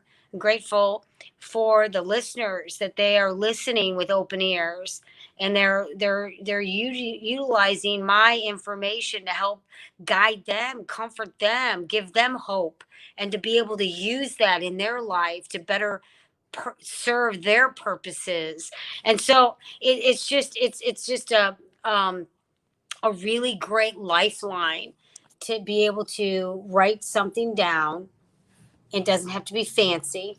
Write it on a piece of paper. Text it in your phone under notes, gratitude. And when there's something that happens in the mind, when you physically write it or text and talk it and put it down on paper, there's something that happens. And it's like, it's significant. It's significant. It's like praying out loud, speaking out loud, talking out loud, writing out loud. It's something very significant that happens. And if you can do that little bit, it will mean a world of difference in your life. I promise you. Beautifully said. Beautifully said. I see some questions, really, really beautiful questions that have actually come in here. Mary Bishop in Florida says, Jennifer, obviously I've heard about Parkinson's, but it doesn't seem like it's, talked about enough. She thinks it could even use more spotlight on it, where maybe cancer and other things are talked about. Why is that? Why is it because it's lesser known, or she's actually supporting you and saying, gee, even more light should be on the work of people like you and the organization and things of that nature? Yeah, Mary, the reason that Parkinson's isn't talked about as much as cancer is because cancer is been around for a very long time. Not that Parkinson's hasn't, but there's more diagnoses now with Parkinson's, and that Michael's foundation has brought it to such a huge platform where because of him and his platform as a public figure has brought it to the forefront of people now starting to talk more about it. My Muhammad Ali being diagnosed with Parkinson's, Lonnie Ali is a dear friend, and she's was so gracious to give me more insight to what his legacy was, and that was the caregivers, because of the care that Mohammed received from his doctor and his loved ones. Mohammed was able to manage his Parkinson's. The same is to be said and told exactly the same with cancer. Cancer has just been out more, has been raised millions and billions of dollars more for a longer period of time. And I think Parkinson's, MS, ALS, Alzheimer's, Lewy bodies, dementia, concussions, all of the brain cancer, brain tumors, things that are in the brain diseases, mental illness is becoming more and more talked about. A lot of this now, caregiver support is being talked about a lot more now because of COVID. I think you and I and millions of others have had a little taste of what during quarantine and what the life of a caregiver is like, especially if you're a low income senior and you're working or not working and you're in home all the time, how definitely quiet and isolating and depressing and stressful it can be. And so now we're starting to talk more about it, but that's a great question. And I'm glad to be able to, use my platform and through Jim Masters talk show and others that I'm able to speak on the behalf of the caregivers to recognize their support. Beautiful answer. Beautiful answer. Thanks for that question, Mary. If anybody else has a question, just post it on our YouTube channel while we're live right now. Kathleen Walker in New York City does have a question here. And again, her father is gone, and now just about a month or so ago, her mom. She says it's the firsts that will be hard. First holidays without someone, etc. Everyone deals differently. But do you have advice on dealing with when there's the loss of someone and that empty chair? The first, we've got the holidays coming up, so this would be a first for her with her mom gone, who she was extremely close with, and she helped her deal with the cancer and then remission, and then cancer comes back, and the up and down emotion of Yep. things are looking good, then it takes a turn for worse. And the firsts, dealing with the first birthdays, the first, the scent of her perfume or her favorite flower, apple pie that she used to bake, and then you smell it in a bakery, all those things that hit you for the first time. How does one deal with that? Yeah. So one of the encouraging things I can talk about, I haven't lost my dad. I haven't lost my parents yet. So I don't know what you're going through. I do know that when there is the opportunity and the time hits you to cry, you just let yourself cry and feel those emotions. I do know the phases of grief, and the last phase of grief is acceptance.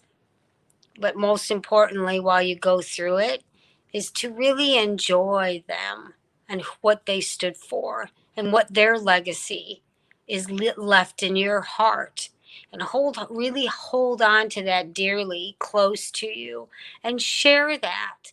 Share the laughter, share the memories, share with others the memories and the experiences that you guys had together. And that right there will help bring comfort to your.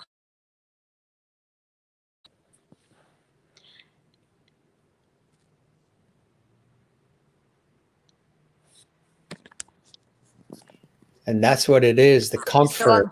I'm hoping that. Well, Mary says, thank you, Jennifer, for your answer to her question. And Juanita, who's still with us watching in South Africa, where it's late into the night. Thanks, Jennifer, for sharing your story and your beautiful heart, and greetings to your dad. She sends a heart and love to your dad. That's very beautiful. And Ann Wozniak says, thank you, Jennifer. Your experience is very interesting and informative. Love and blessings. And Mary Bishop, thank you so much, Jennifer. You're such a caring soul. I feel honored to have met you. Stay safe. And Kathleen answering, saying thank you. Blessings to you, Jennifer, and thank you to what you just said as far as how to deal with those firsts that we have to deal with when there is loss, or there's impending loss, or sudden loss. Sometimes the loss is sudden and unexpected. We all deal with that in our lives as well. Beautiful work that you're doing, my friend. Again, I know I've said that before, but it just keeps coming full circle back to that. This is the kind of stuff that really matters most in life, right? I know sometimes we get all hung up on all the trappings of life and all the buzz and bling and everything that life, sometimes, you and I being in roles where we are in the spotlight, we're sort of we're public figures in the careers we have chosen. But when you can take that energy and those platforms and that groundwork that's set being a public figure, and because I've always done a lot of charitable work. I've always worked homeless and Cancer Society and so many different things. And I believe in organizations that really, and this is why I was excited to have you come on as my special guest to help lift and help get the word out further about what you do and those around you that you're connected with. I think this is what life is really all about, because life is short, life is unpredictable. Like you said, it can come at you like a flood all at once, and then you got to deal with these things. So it's beautiful when you're able to connect with people in the way it's so therapeutic for them, and I'm sure for you as well. When you're connecting with people, it's helping you through what you're going through and helping them through what they're going through. And when everybody's able to do that collectively, that is extraordinary, isn't it?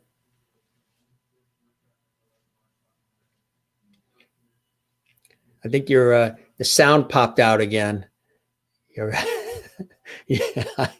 the sound, yeah. The sound.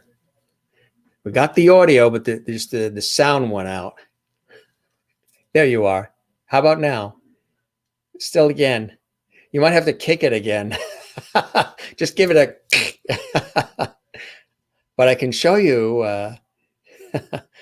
Again, folks, she just moved in 48 hours ago. So it's all, she's using her phone, and there's probably a lot of different things interfering, but it's crazy. But I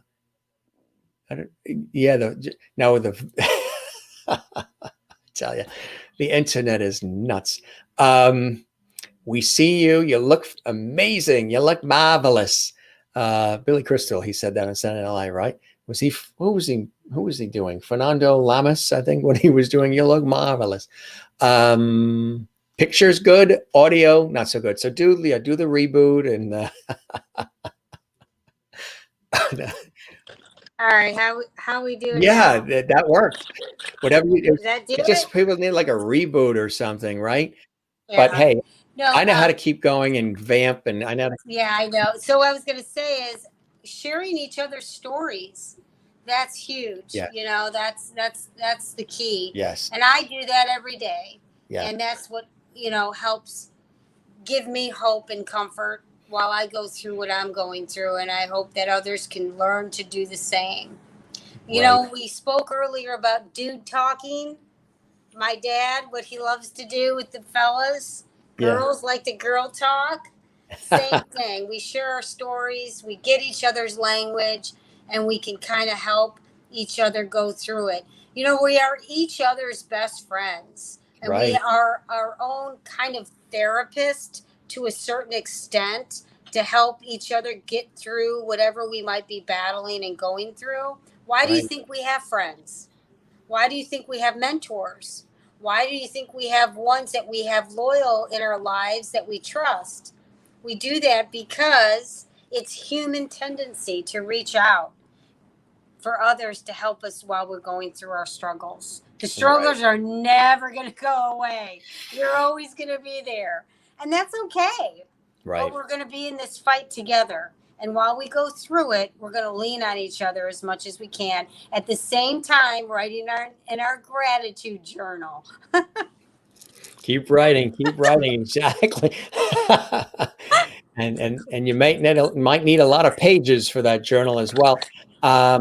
Jennifer, let's see. Christine says, Christine Clifton, who is watching in North Carolina, USA, one of our lovelies. Jennifer, thank you for such an educational, inspirational conversation with us tonight. You're a beautiful soul, a lovely.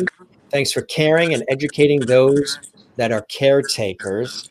And Christine also says she was the caretaker for her father his last few months of his life last year. Speaking to others that were caretakers and relating really helped very much. Thanks again for sharing your story, which is very beautiful. And Thank Kathy, you, Christine. yeah, isn't that really nice, that comment? So she's So been sweet. there. She's been there. Yeah. And yeah, she's actually sending me, a couple of other people have done this too. She's sending me a cookbook of her father's recipes. I guess he was the chef and the cook in the house. Oh, I And love that. We did a whole 2-hour show. Did it go longer? I did a pop-up show on one of the Sunday afternoons because we usually do 7 p.m. Eastern, 4 p.m. Pacific. But I've done pop-up shows. I've interviewed guests in Europe. So we've done, like our guest yesterday, we did it like at 3 o'clock instead of 7 to accommodate them. But we did a food festival host chat show where for 2.5 hours, I missed that one. we I'm talked sad. about food. We talked about, they sent me all their recipes. They showed me photos. I had a whole dinner prepared in front of me, and I was having that while I was chatting with the viewers. And we're also going to go on a Lovity cruise too, where the viewers want to go on a cruise with the Jim Masters show live, and it's going to be a Lovity cruise. Yeah, Count me in, Jim. All right, guys. I'll be there. Wouldn't that be We'll cool? talk about caregivers. We'll have like a little symposium. Right, exactly. The Lovity cruise, we're putting it together. So I'll keep you posted on that. Yeah. All the viewers immediately said, I want to go on that. So they're already wanting to do it. And there's several guests that have wanted to do it as well. Oh, that would be wonderful. Count me in, Jim, for sure. I'd love to meet everybody. That would be amazing. That would be amazing too. Kathleen asks, Facebook, Instagram, you're on there as well. And yes. Team Gateway to a Cure, Instagram, Facebook, Team Gateway to a Cure, and it's Team Gateway to a Cure /JENNICOBB. Perfect. And there's the website too, folks. It's a really beautiful website. I mean, you can learn a lot from that website, and there's video on there, and it's got a lot of different things. Of course, there was a lot of different events that were happening, but hopefully, you guys will be getting back into doing a lot of that. But have there been online events and different or anything like that, Jennifer? No, we put things kind of on hold until first of the year. Yeah. Sherry says, another wonderful, informative show tonight, Jim. There's a reason we call you Mr. Lovity. Thank you. Good night, all. It's been a blessing to be in Lovity Hall with you tonight. Please be safe. That's beautiful. Thank you, Sherry. Aw. Nice stuff, huh? That is so wonderful, Jim. Hey, and we created a nice community here. And you know what? At 27 weeks ago, I just, I do this work professionally, but 27 weeks ago, we built this home studio. This is, the house here, and put this all together and got the professional equipment from my television background, and just started pounding these shows out every day. With every show is something different topics, entertainment. We do, it's like an old school entertainment lifestyle talk show series, like Carson, like David Susskind, like Dick Cavett, Merv Griffin, Mike Douglas, all those with the modern vibe and sensibilities of today. And so the Dick Clark, Regis Philbin-esque, but yet modern vibe today, which I think is kind of cool. And it's just been taking off and just sort of this community of people around the world just finding it and telling each other and sharing, and guests wanting to come on, and people wanting to watch it. If they miss it live, they're like, oh my God, I'm going to binge watch all the different episodes on the weekend when I'm home. And that's beautiful. That's why I love doing what I do too, because I'm like you. I'm a communicator. I'm communal. I like to feed off the energy of other people and inspire them, because it also inspires and flows through me when I'm inspiring other people. And I know that that happens for you through this beautiful work you do, right, Jennifer? Yeah, thank you. Yeah, I absolutely love talking about, what I do and help support the caregivers. And like you said earlier, there's not a lot of attention that's been given to them. Right. So it's really very refreshing to talk about it and bring a lot of education and support on what the caregiver support and comfort looks like, because it's very important. I mean, the diseases are, I get them, raising the money and the funds and the education and all of that is important, but like we've talked about before, having the silent second patient that often doesn't get talked about, and we don't really recognize them and their efforts. And sometimes, unfortunately, they end up going quicker and faster, health wise, downward than the one that's going through the disease. That's so right. That's so right, Jennifer. Absolutely. We had another nice comment coming in here. Wow, you're going to sleep well with this comment. I think it's beautiful. Mary, who's one of our avid fans of the show, out of Jim's 180 plus shows, you are definitely one of my top 10 guests. Speaking for Jim, you're welcomed back anytime. Oh, even with my crackly microphone.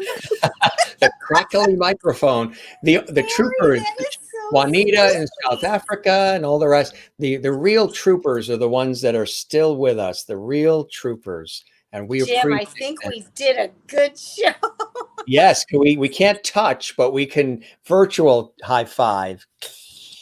There too. And I also toast all the guests as well. So we toast you. And I don't have a drink, but you have a virtual one. Yeah, I do. And thank you. I'm going to try some of that lemonade. Yeah, it's really, really good. And there's a couple of we have a cast of characters here too, and some others who've been inspired by the conversation, like George Burns. Oh, hi, George. George loved being here, listening, and also this wonderful item that I got from. Bob Denver played Gilligan in Gilligan's Island, right? And Dobie Gillis and all. Well, his wife, Dreama Denver, who's a beautiful soul as well, lives in West Virginia in her, mountaintop home. And she was a wonderful guest, Dreama Denver, on the show. She sent a mini Bob Denver Gilligan doll after she was a guest on the show. Aloha, Bob Denver. With love from his wife, Dreama. Which was really beautiful for her to do that. So he's now part of the show as well. That is great. I love cool? Your special guest there, Jim. Jeannie. The Jeannie bot. Hey, didn't she do this? Yeah. No, that was Bewitched. She did that, right? And Bewitched. Yeah. And Bewitched did the twitch. Elizabeth Montgomery did the twitch of the nose, and Barbara Eaton did the whole. So Jeannie's in there, and she. This is actually a replica of the real Jeannie bottle. Oh, that's great. It's kind of cool. You know what for the TV series? You know what they patterned? I mentioned this on the show before. What they patterned the bottle after for the TV series? What they used as sort of like the the mock-up, a Jim Beam liquor bottle, because it's the same shape, sort of. So they used the Jim Beam liquor bottle to create the design of the I Dream of Jeannie bottle. That is so neat. What else do you have up your sleeve? Well, when I was at a TV shoot in Europe and we were over towards Switzerland, we found the Silver Lab Silver. Oh, you found from Switzerland, and he says hello. Hello there. And who else do we got here? We did a nostalgic. We did like a nostalgic night. We're talking about all kinds of childhood stuff and everything. And everybody was talking about all their favorite games and toys and everything. And that was like in the early days of the show back in May. So people fell in love with these characters, and they said, "Keep them on, keep them on." So there's Jimmy, the clown, Oh, there's. and look at the blue feet. And he was a childhood toy, and I still got it. Let me see him up close. Isn't that cool? Look at his face. He is. Oh, Look at those feet, and it's all porcelain. It was a childhood toy, and we kept it. Toy. He had a good time. He's a hoot. You gotta smile, all right? Kinds of goodies over there. Cool stuff. Yeah, cool stuff. And Juanita loves it too. And then way on the other side, there's this tremendous panda bear that was sent to birthday. It's just got this box, and all of a sudden it's this huge panda. We have that too. Cool stuff. Where's the panda? The panda is over there. Okay. You want me to get it? It's like a big. I could get it. It's up to you. Is it? Okay. All right. Let me see him. All right. Here comes Lin here Lin, comes the official certified panda. All right. Everybody asks for Lin Lin, so we'll get Lin Lin for you. Look out, panda. Here he comes. Oh! Oh, that is so cool. Look at this. He's a big boy. Wow. Huge, huh? And look, you can actually scratch. This was one of the shows we were talking about that my sister and I, when we were kids, I think 7 years old, we had, a panda stuffed animal. I had a panda and my sister had a panda. And the panda, mine, started falling apart, from use. We used to dress it up. And when we did, we made snow igloos in our backyard. We'd put boots on the pandas and hats on them. We just, we're little kids having fun. So mine started to fall apart, the stuffing, and started so my mother was like, we're going to have to get rid of it. That was like monumental when you're a kid and you got this cool thing like a panda or whatever. So a really close friend heard me say that story. And all of a sudden, in a huge box that got delivered to the house around September when my birthday came, was this monster panda named Lin Lin. It's got an actual, it's got this whole life story, and it's certified and the whole bit. Oh, it is. It's like, so I said, what? Maybe we'll be able to include this as one of our cast of characters on the Jim Masters show. So there is Lin Lin, and Lin Lin says hello to you. Hello, and I love the idea of you have cast of characters, and they're so encouraging. I bet you want one of these now for your new digs. I do. Where do I get one of those? This underneath. So there's Lin Lin. I'll put Lin Lin over here. Lin Lin, the panda. The guests, the viewers ask about Lin Lin. Bring Lin Lin back. Bring Lin Lin. Lin Lin back. Okay, Lin Lin. You just hang out there, and I'll continue chatting with Jennifer. So cool stuff, huh? That is so great, Jim. I'm so thrilled for you. Thank you very much. I appreciate that. And wow. Look, Christine, look, it's Lin Lin. Jennifer, join us, Loverty's, on the Loverty Cruise next year. I'm there, Christine. I'm there. You think we'll be able to get Lin Lin through customs? If I have anything to do with it, sure. We'll get you in there. Cool stuff, huh? You got to have fun. You got to put smiles on people's faces, and you got to have fun doing it. And that's what we like to do. And I do it. It's just who I am. So I like to have a good time with everybody. And this was really inspiring and informative. Good, deep conversation, levity as well, and a lot of viewer interaction, which I think is spectacular. Yes. So it was definitely what you would say, it was a gift having you on the show. Aww. sweet. Well, I gotta say, thank you so much from the bottom of my heart that to have me here as a guest, but also to use your platform to help me speak of what I hold so dear to my heart, and to speak of my experience as a daughter that loves her dad and loves her mom, and I can share my story as a caregiver to others that might be going through the same thing. So thank you, Jim, so much. And to all your viewers, thank you all for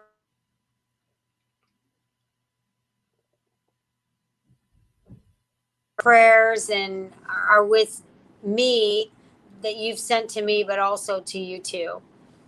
My pleasure, my pleasure. And it was beautiful having you on. And let's stay connected. Let's stay together. I hope that, the Liberty Cruise, yes, but also I hope even prior to that, when we can get past fingers, toes, and everything crossed COVID and all, we can get together, whether you're here on the East Coast or I'm in the middle there or whatever. We'll get together and Absolutely. break bread, and it'll be really, really cool. I love that. I invite Thank you that. so much. And again, Jim, thank you. And prayers to God bless you and your family and everyone that's listening and all the viewers out there. Pray for all of you and your family. Everybody's healthy and gets through this difficult, challenging time coming up with new quarantine that we're up against. But reach out, teamgatewaytoacure.org. I'm happy to answer all questions. Anybody reaches out to me. I'm on Facebook, I'm on LinkedIn, and I'm on Instagram. Teamgatewaytoacure.org. Jennifer Cobb. And I certainly hope the show met whatever expectations you had, and you enjoyed your time with me, as I certainly have with you, Jennifer. Thank you so much, Jim. Thanks again. God bless everybody. You too. And don't forget, one other thing we usually show at the end of the show, but I'll show it to you now, is always relax. Oh, I love that. Isn't that cool? That's so great. Actually, if you look close, it's a 1920s, 1930s beach scene. It is. Okay. We got this in Newport, Rhode Island. And you see like the beachgoers back then in relax. It's kind of cool, isn't it? So at the end of every show, for the viewers, just to remind them to relax, breathe, take care of one another, love one another. And oftentimes, I'll have to remember, the host has to remember to do this for himself too. Relax and gratitude. That's what it is, my friend. You have a beautiful rest of your evening. Thanks for the time you've spent. 2 hours, 23 minutes we've been on, as it felt like it's 45 minutes. I know. Really cool. Really. Thank you so much, Jim. Thanks again for everything, and count me in on the cruise. All Relax, gratitude, and teamgatewaytoacure.org.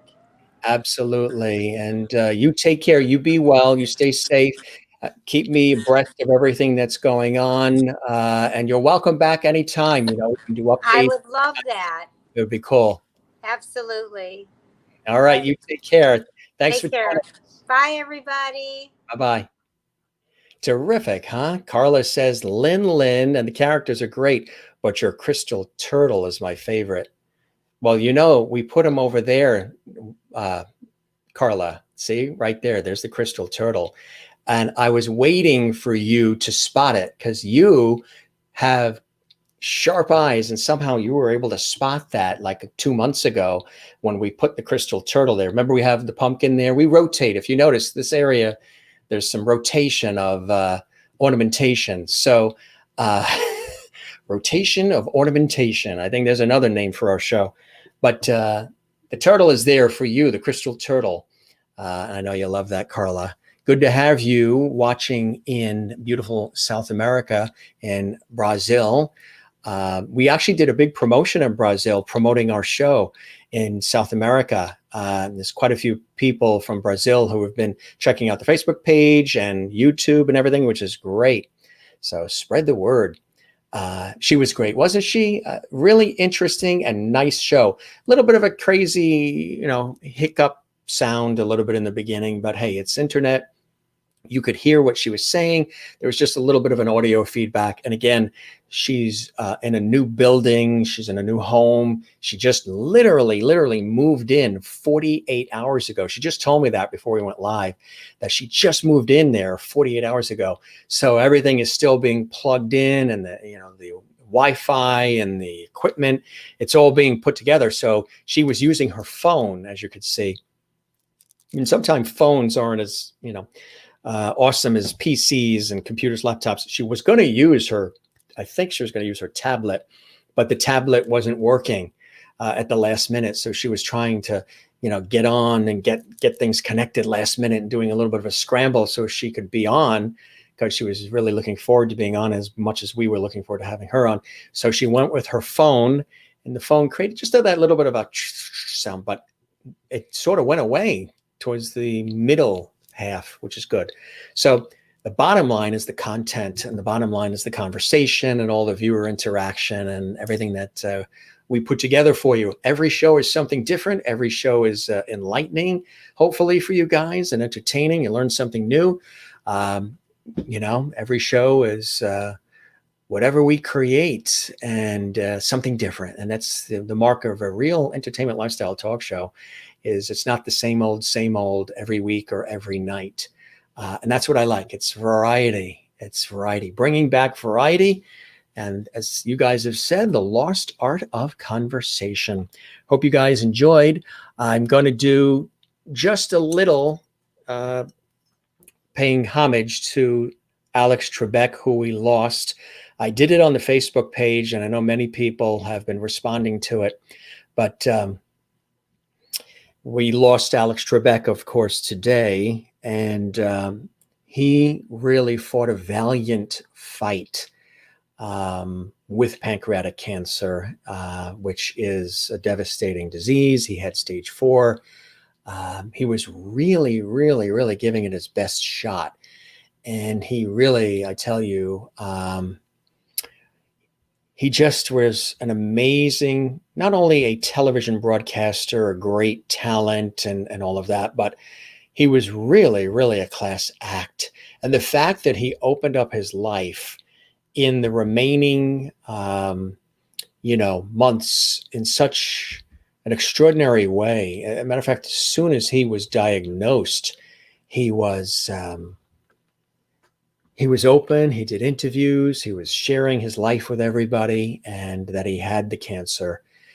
And he was telling everybody about his struggle, and about sometimes he was depressed, but then he would be, we would get a extra spirit coming through him that sort of encouraged him to go on, thinking about his loved ones. He loved hosting and being associated with Jeopardy, which of course was created by the one and only Merv Griffin. Jeopardy and Wheel of Fortune were created by talk show host Merv Griffin, who's no longer with us. So Regis Philbin, a few months ago, passing, an iconic television entertainment host, and now Alex Trebek. So as a host myself, a television radio host, and Alex, originally from Canada. I don't know if Merlin is watching from Canada, or from some Karen Campbell Green and some of the other Canadian viewers are watching, but Alex Hale is from Canada. But boy, when he came to the States, he started hosting Jeopardy in 1984, but he did several other game shows before that and talk shows, and he started out in radio, sort of like me, working in radio and television consecutively, as has a lot of these hosts and a lot of these broadcasters who have real, true broadcasting backgrounds, where they did news and hosting and public affairs and entertainment shows, and they worked their way up the ranks, working in radio stations, working in television stations, networks, and then getting those breaks. He was a class act through and through, all the way through. So we say condolences to his loving family, the Trebek family, and legions and legions of fans, millions of fans over the world scope. 37 years he hosted that show. So a national treasure and institution. Yes, Alex Trebek, spokesperson for lots of companies and TV commercials, but more than all of that, really a real gentleman too, a prolific host, brilliant at hosting Jeopardy, yes, but on and off the air, a real class act. And that's refreshing. You don't always see that as much as you used to. So we raise our glass to Alex Trebek as we say a farewell to him, and we tip our hat to Alex. I wanted to make sure, in the fact that he passed away today, even though somebody might be watching this show months from now in our archives at Gym Masters TV, I wanted to make sure the day of his passing, like we did with Regis Feldman and others, we pay homage and toast, and we send our love to his family and his friends. I'm sure it's a significant loss. He was 80, and it was pancreatic cancer, which is one of the time. We lost an aunt to pancreatic cancer. She was diagnosed, and within 7 months, gone. So that's a tough one. Pancreatic is tough. So if you're going through something tonight in relation to the pandemic or just other things in your life and you're not having such a good day, hopefully this episode, the combination of hearing about Jennifer's incredible career as a professional NFL cheerleader for the St. Louis Rams and all the glory and spotlight that comes from that, but then taking that and turning it into something beautiful and extraordinary and long-lasting and impactful, like creating Team Gateway to a Cure in support of Parkinson's disease research and treatment, is extraordinary. And then tying in with Team Fox for Parkinson's research, which is Michael J. Fox's foundation. She's very involved with them. She's a VIP Fox representative for that organization, and then also involved with the Muhammad Ali Parkinson's Center as well. Really, really beautiful stuff. So again, Alex Trebek will never be forgotten. Team Gateway to a Cure, Team Fox as well as Michael J. Fox's incredible organization as well. And I just want to show you again. Let's see if we can get that website address up for you guys. There you go. Team Gateway to a Cure. And there's the .org. So you can check that out. Here's the newer logo, and I'll come slide over here. Here we go. TGTC, Team Gateway to a Cure. And she obviously loves her dad, huh? Oh boy, the relationship with her dad was very apparent in this conversation. And we appreciate her being with us. We appreciate you being with us. We thank former NFL cheerleader, as well as founder and executive director of Team Gateway to a Cure, Jennifer Cobb, for joining us here. What a great spirit too, right? I'm sure you're surprised sometimes when our guests come on. You might have heard somebody's name or maybe saw an article in the paper. Now you get a chance through our show because we spend time on our show. We don't rush people in and out. I try to be a generous host.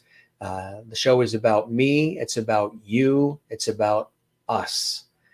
That's how I operate. You know, we're living in this divisive world where everything is about, them and them.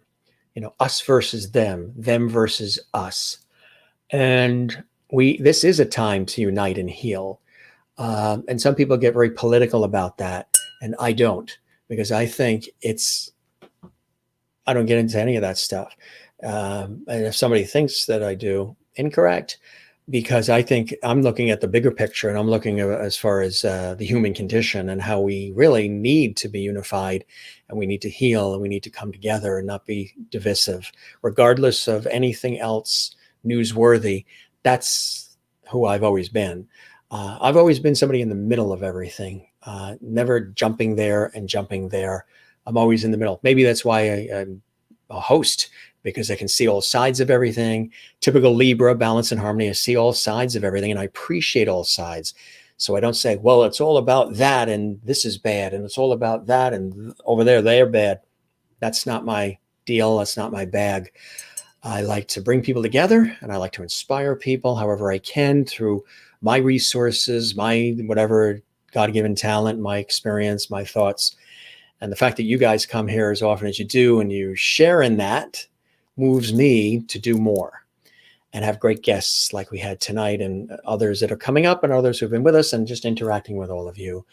I am somebody that's a unifier and somebody that likes to bring people together. It's not always perfect, and that doesn't always happen. There's some people that just don't want to be brought together. They're stuck there, and that one's stuck there, and you're not going to be able to get those two together. But at least you try, because if you don't try, everything goes kaput, and we don't want that in our world, right? So stick together wherever you can and have some organic lemonade. We haven't eaten dinner yet either. We were along the coast today, as you saw probably on Facebook at Gym Masters TV. We had a beautiful day along the coast, and we were getting exercise, and we did some cycling and walking with friends and family, socially distanced, masks on, but with big smiles. It was a gorgeous day along the coast here in the northeastern United States, and beautiful day. And then rushed here to get everything together for the show, and then went right on the air. So we still have to eat dinner. We've got hot open turkey dinner. I like the hot open turkey sandwich. I'm going to talk about food that might reactivate somebody.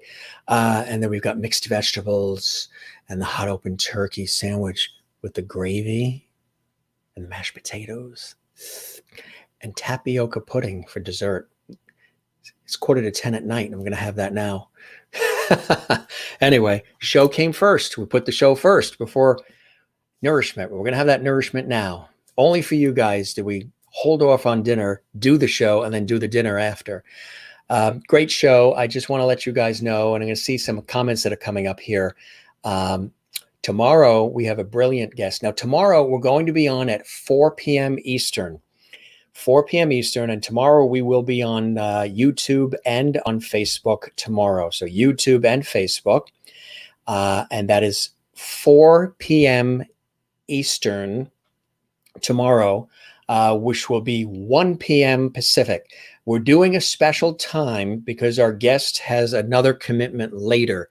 So originally we were going to do the guest 7 p.m. Eastern, 4 p.m. Pacific, as is our normal broadcast hours on YouTube. And when we do it on Facebook as well, we're really focused on YouTube, but occasionally we're adding in the Facebook stream as well. Tomorrow night we'll be on both, but we love it when you're on YouTube because we're trying to grow the YouTube channel even further, and that actually helps the show. So the YouTube channel is where everything is archived and everything is based. You're probably saying, who's that on the screen? That is multi-Tony winning producer and actress, Jamie DeRoy. Jamie DeRoy, whose birthday was this weekend, we wished her happy birthday, is my exclusive and special guest tomorrow on the Gym Masters Show Live, coming up at 4 p.m. Eastern. Now, I know there's going to be some people who are going to look for us at 7. We had that yesterday when we did the show at 3 p.m. with Oscar Blue. That brilliant. If you missed yesterday's show where we had Oscar Blue, the phenomenal 22-year-old, there, we still have his picture. He was incredible yesterday on the show, live and direct from Dublin, Ireland. We had such a brilliant conversation. He played live several songs for us. We had music videos. We had a lot of Irish crack. We had a really cool time with him. He loved it too, and he'll be back. We did that show at 3 p.m. Eastern on Facebook, on YouTube exclusively yesterday. So if you missed it, check it out. It's a brilliant episode. And today we're on YouTube as well. You can watch this episode again. You can share it at Gym Masters TV. Subscribe to the channel if you haven't. And tomorrow, Jamie DeRoy will be on with us on YouTube at Gym Masters TV and also on Facebook, Gym Masters TV. 4 p.m., because again, she has somewhere she has to be. So we actually moved the entire episode to accommodate her schedule, which we're doing limited here and there when we can. You know, we like to stick to the 7 p.m. Eastern, 4 p.m. Pacific, because we want to have people looking for us at a consistent time, because we treat this as like a television show. So a consistent time you can find us. But every once in a while, we'll have different times, and we'll try to keep you guys abreast. You know, we'll try to keep you posted on Facebook and on YouTube at Gym Masters TV, and Twitter and Instagram. We also post everything in my story and everywhere else to try to get the word out so nobody misses anything. But again, if you ever miss anything, everything is archived on the YouTube channel for your viewing pleasure. So Jamie DeRoy, who's a multi-Tony winning producer and actress, she's going to be here Monday, 4 p.m. Eastern. It'll be earlier, 1 p.m. Pacific, which is actually earlier for our European and Asian and Australian audience as well, which they'll be happy about. Tuesday, John L. Peacock. Doesn't he look a little bit like Mark Zuckerberg? He is an award-winning television, film, and commercial actor. A really cool guy. He's going to be on Tuesday. He's all excited. Then on Wednesday, Glenn Scarpelli is going to be here. Glenn Scarpelli starred as a child actor in the veteran CBS television sitcom One Day at a Time. And he's been a brilliant actor ever since and singer. He owns a television station in Sedona, Arizona, USA. And he's all excited. We've been chatting for years. And I invited him to hop on the show. And he said, absolutely. Wednesday night on our YouTube channel, Jim Masters TV. Glenn Scarpelli is going to be here. He played Alex on One Day at a Time. There he is then on the cover of 16 magazine. Here he is today. He looks the same. Well, we almost look like we could be cousins, don't we? He's going to be coming a week from today. The extraordinary, the legendary, the multi-platinum music producer, songwriter, musician, pianist, the incomparable Phil Coulter, live from Ireland. That is next Sunday, 3 p.m. Eastern. That's 3 p.m. Eastern because it'll be 8 p.m. in Ireland. So we're doing it earlier to accommodate the schedule. 3 p.m. Eastern on YouTube at Jim Masters TV. Phil is going to perform live as well. He's going to be doing the conversation and being a guest on the show seated at his piano. He sent me his new autographed book, which has been a real page turner, as well as his music and lyric book, which I really appreciate. He's going to play live. He's going to talk about his life story. He's going to share music and fabulous tales. He's very involved with Celtic Thunder and so much more, but he's incredible. He's a legend. He's going to be here a week from today, 3 p.m. Eastern, noon Pacific, 8 p.m. in Ireland, Scotland, and England, GMT. And that'll be next week. And coming in December, I know Darren Holden originally was with Riverdance and also now with the High Kings several years. I interviewed him on public television. He's great, really cool guy. He's a great singer, songwriter, and musician. He'll be live from Ireland coming in December. Keith Harkin, Roy Buckley, and many, many more people. Just keep abreast on our YouTube channel as well as our Facebook page at Jim Masters TV for more. All right, let's take a look at some of the comments coming here. Some beautiful words I see here. Wow. You guys, it's cool to see everybody still with us on a Sunday evening. And I know for some of you, it's really late at night, and we thank you. I think Willie went to bed hours ago. She just sort of faded off. Not sure where Renee is. Renee in Iowa. And Christopher Joseph. But you guys are here, and that's great. And what happens is we show the comments of viewers, but then I'm shocked after we wrap up the show to see how many people have actually been watching. There's like quadruple the amount of people watching that show up after, meaning for some reason the counter doesn't count them as they're watching, which is weird. It shows like weird numbers.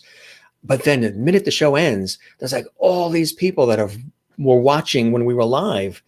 I don't know how that works, but it blows me away. So there's many, many more people that are watching right now that just aren't commenting, or for some reason they're just not registered or whatever it is. But then they show up after. You see all these people that watched and views. And then a lot of people watch later. You know, it's appointment on demand world we're in right now. So not everybody is available to watch live, which I totally understand. The benefit of the live is we're here and we can react to each other and you can comment. Make sure you subscribe to the channel, YouTube, so you can comment on YouTube. But let's take a look at some of the, enough talking from me. Let's talk a little bit with the viewers here, and then we will wrap. Let's see. Oh, nice stuff here. Love this. Kathleen Walker, have a great night all. Good night, Jim. You too, Kathleen. Beautiful questions you had for Jennifer, and she so eloquently and beautifully responded to. about loss and dealing with those firsts. Thank you, Jim, for a wonderful evening. Good night, everyone. You too, Ann. Thank you very much. Guys, how you can help the show is continue spreading the word and telling everybody about the show, getting your friends to tune in, getting others to watch. It's a big community. We're putting out the reach and the feelers and working hard behind the scenes. But you guys who know the show and appreciate the show and love the show, spreading the word, we would love that. And Mary Bishop, thank you, Jim, for another wonderful show. Good night, Jim, and lovelies. Be safe. Stay well and relax. You too, Mary, and cheers to you as well. Juanita, you are a real trooper. You're still there with us. We don't mind the live experience. She was great. Thanks for another great show, Jim. Good night, everyone, and stay safe. You too, Juanita, and beautiful questions and comments you had. Mary Bishop says, R.I.P. Alex Trebek, host of Jeopardy. Yes, you will be missed. Kathleen as well. Carla is still with us in Brazil. We love it having you here, Carla. Like Jennifer Cobb said in the beginning of the show, Jim, you rock. See you tomorrow. Thank you very much. I appreciate that. Love having you here representing Brazil and beautiful South America. Mary Bishop says, you're such a breath of fresh air, Jim. Thank you. Thank you very much, Mary. I appreciate that. Juanita says, yum, my brother visited the weekend and he made most of the awesome barbecue pork belly. Ooh, that sounds good. Mary says, yum, Jim, yum, Juanita. Yum to the barbecued pork belly that Juanita's talking about, and yum to my hot open turkey dinner that's waiting with the mashed potatoes and the mixed vegetables and the tapioca pudding. And Kathleen says she can't wait as well for all the upcoming shows. Gang, we're going to wrap up. We are actually getting it in under 3 hours, which is amazing. As we showed Jennifer earlier, relax, breathe, take care of one another, love one another. I'll have to check on that Putin story. Putin resigned because of Parkinson's. That's a little interesting, huh? What interesting times we've had the last several days, this whole year. But stick together, love one another, try to be good to one another, and be good to yourself. And breathe and relax. Breathe from that diaphragm, as we always say. All right, you saw the cast characters. Lin even made an appearance, which I think is kind of cool. Again, you got to have fun, right? Can't be too serious all the time. Lin says goodnight. And so do we. All of us here at the Jim Master Show Live. Love you all. You guys take care. Don't forget, as we always say, we try to remind ourselves to do this at the end of every show. Put smiles on your faces and share a smile. Don't forget to share the lovity. Absolutely. And find that Zen place. That Zen place. Wherever it is. Could be with loving friends and family. It could be at the ocean. It could be anywhere. It could be something that you do or just quiet moments, whatever it is. One of mine is, of course, the ocean as well. Living along the coast here all my life. We've lived along coasts. So that's one of the things that provides Zen for us. Bye-bye from Juanita. You too as well. And Christine Clifton, wonderful Christine in North Carolina. Beautiful comments and questions and back and forth with you, Christine, as well. And honoring your dad. I was hoping that you would bring that up and put that out there, and you did, which was great. Another great and special show. Good night, Jim and Lovities. Lovity to all. You as well. Soraya, you miss us. We're here. Where have you been? We've been waiting for you, Soraya. We are here. Maybe you've been looking for it on Facebook, huh? Here on YouTube, Jim Masters TV. I'm glad you're here. I'm glad you found us. We like your smiley face. You'll have to put your smiley Facebook profile on your YouTube so we can see that nice smile you have on your Facebook page. You can see it on YouTube as well. We're back tomorrow at 4 p.m. Earlier time, because our guest, Tony-winning producer Jamie DeRoy, we offered her earlier so we can accommodate her, which I try to do. So I have a busy day tomorrow on the air. I've got multiple radio shows to host, and then I'll be switching that hat into this hat and doing this show at 4 p.m. tomorrow. We hope to see you then. All right, gang, that's about it. I better wrap, or we'll get over the 3-hour mark.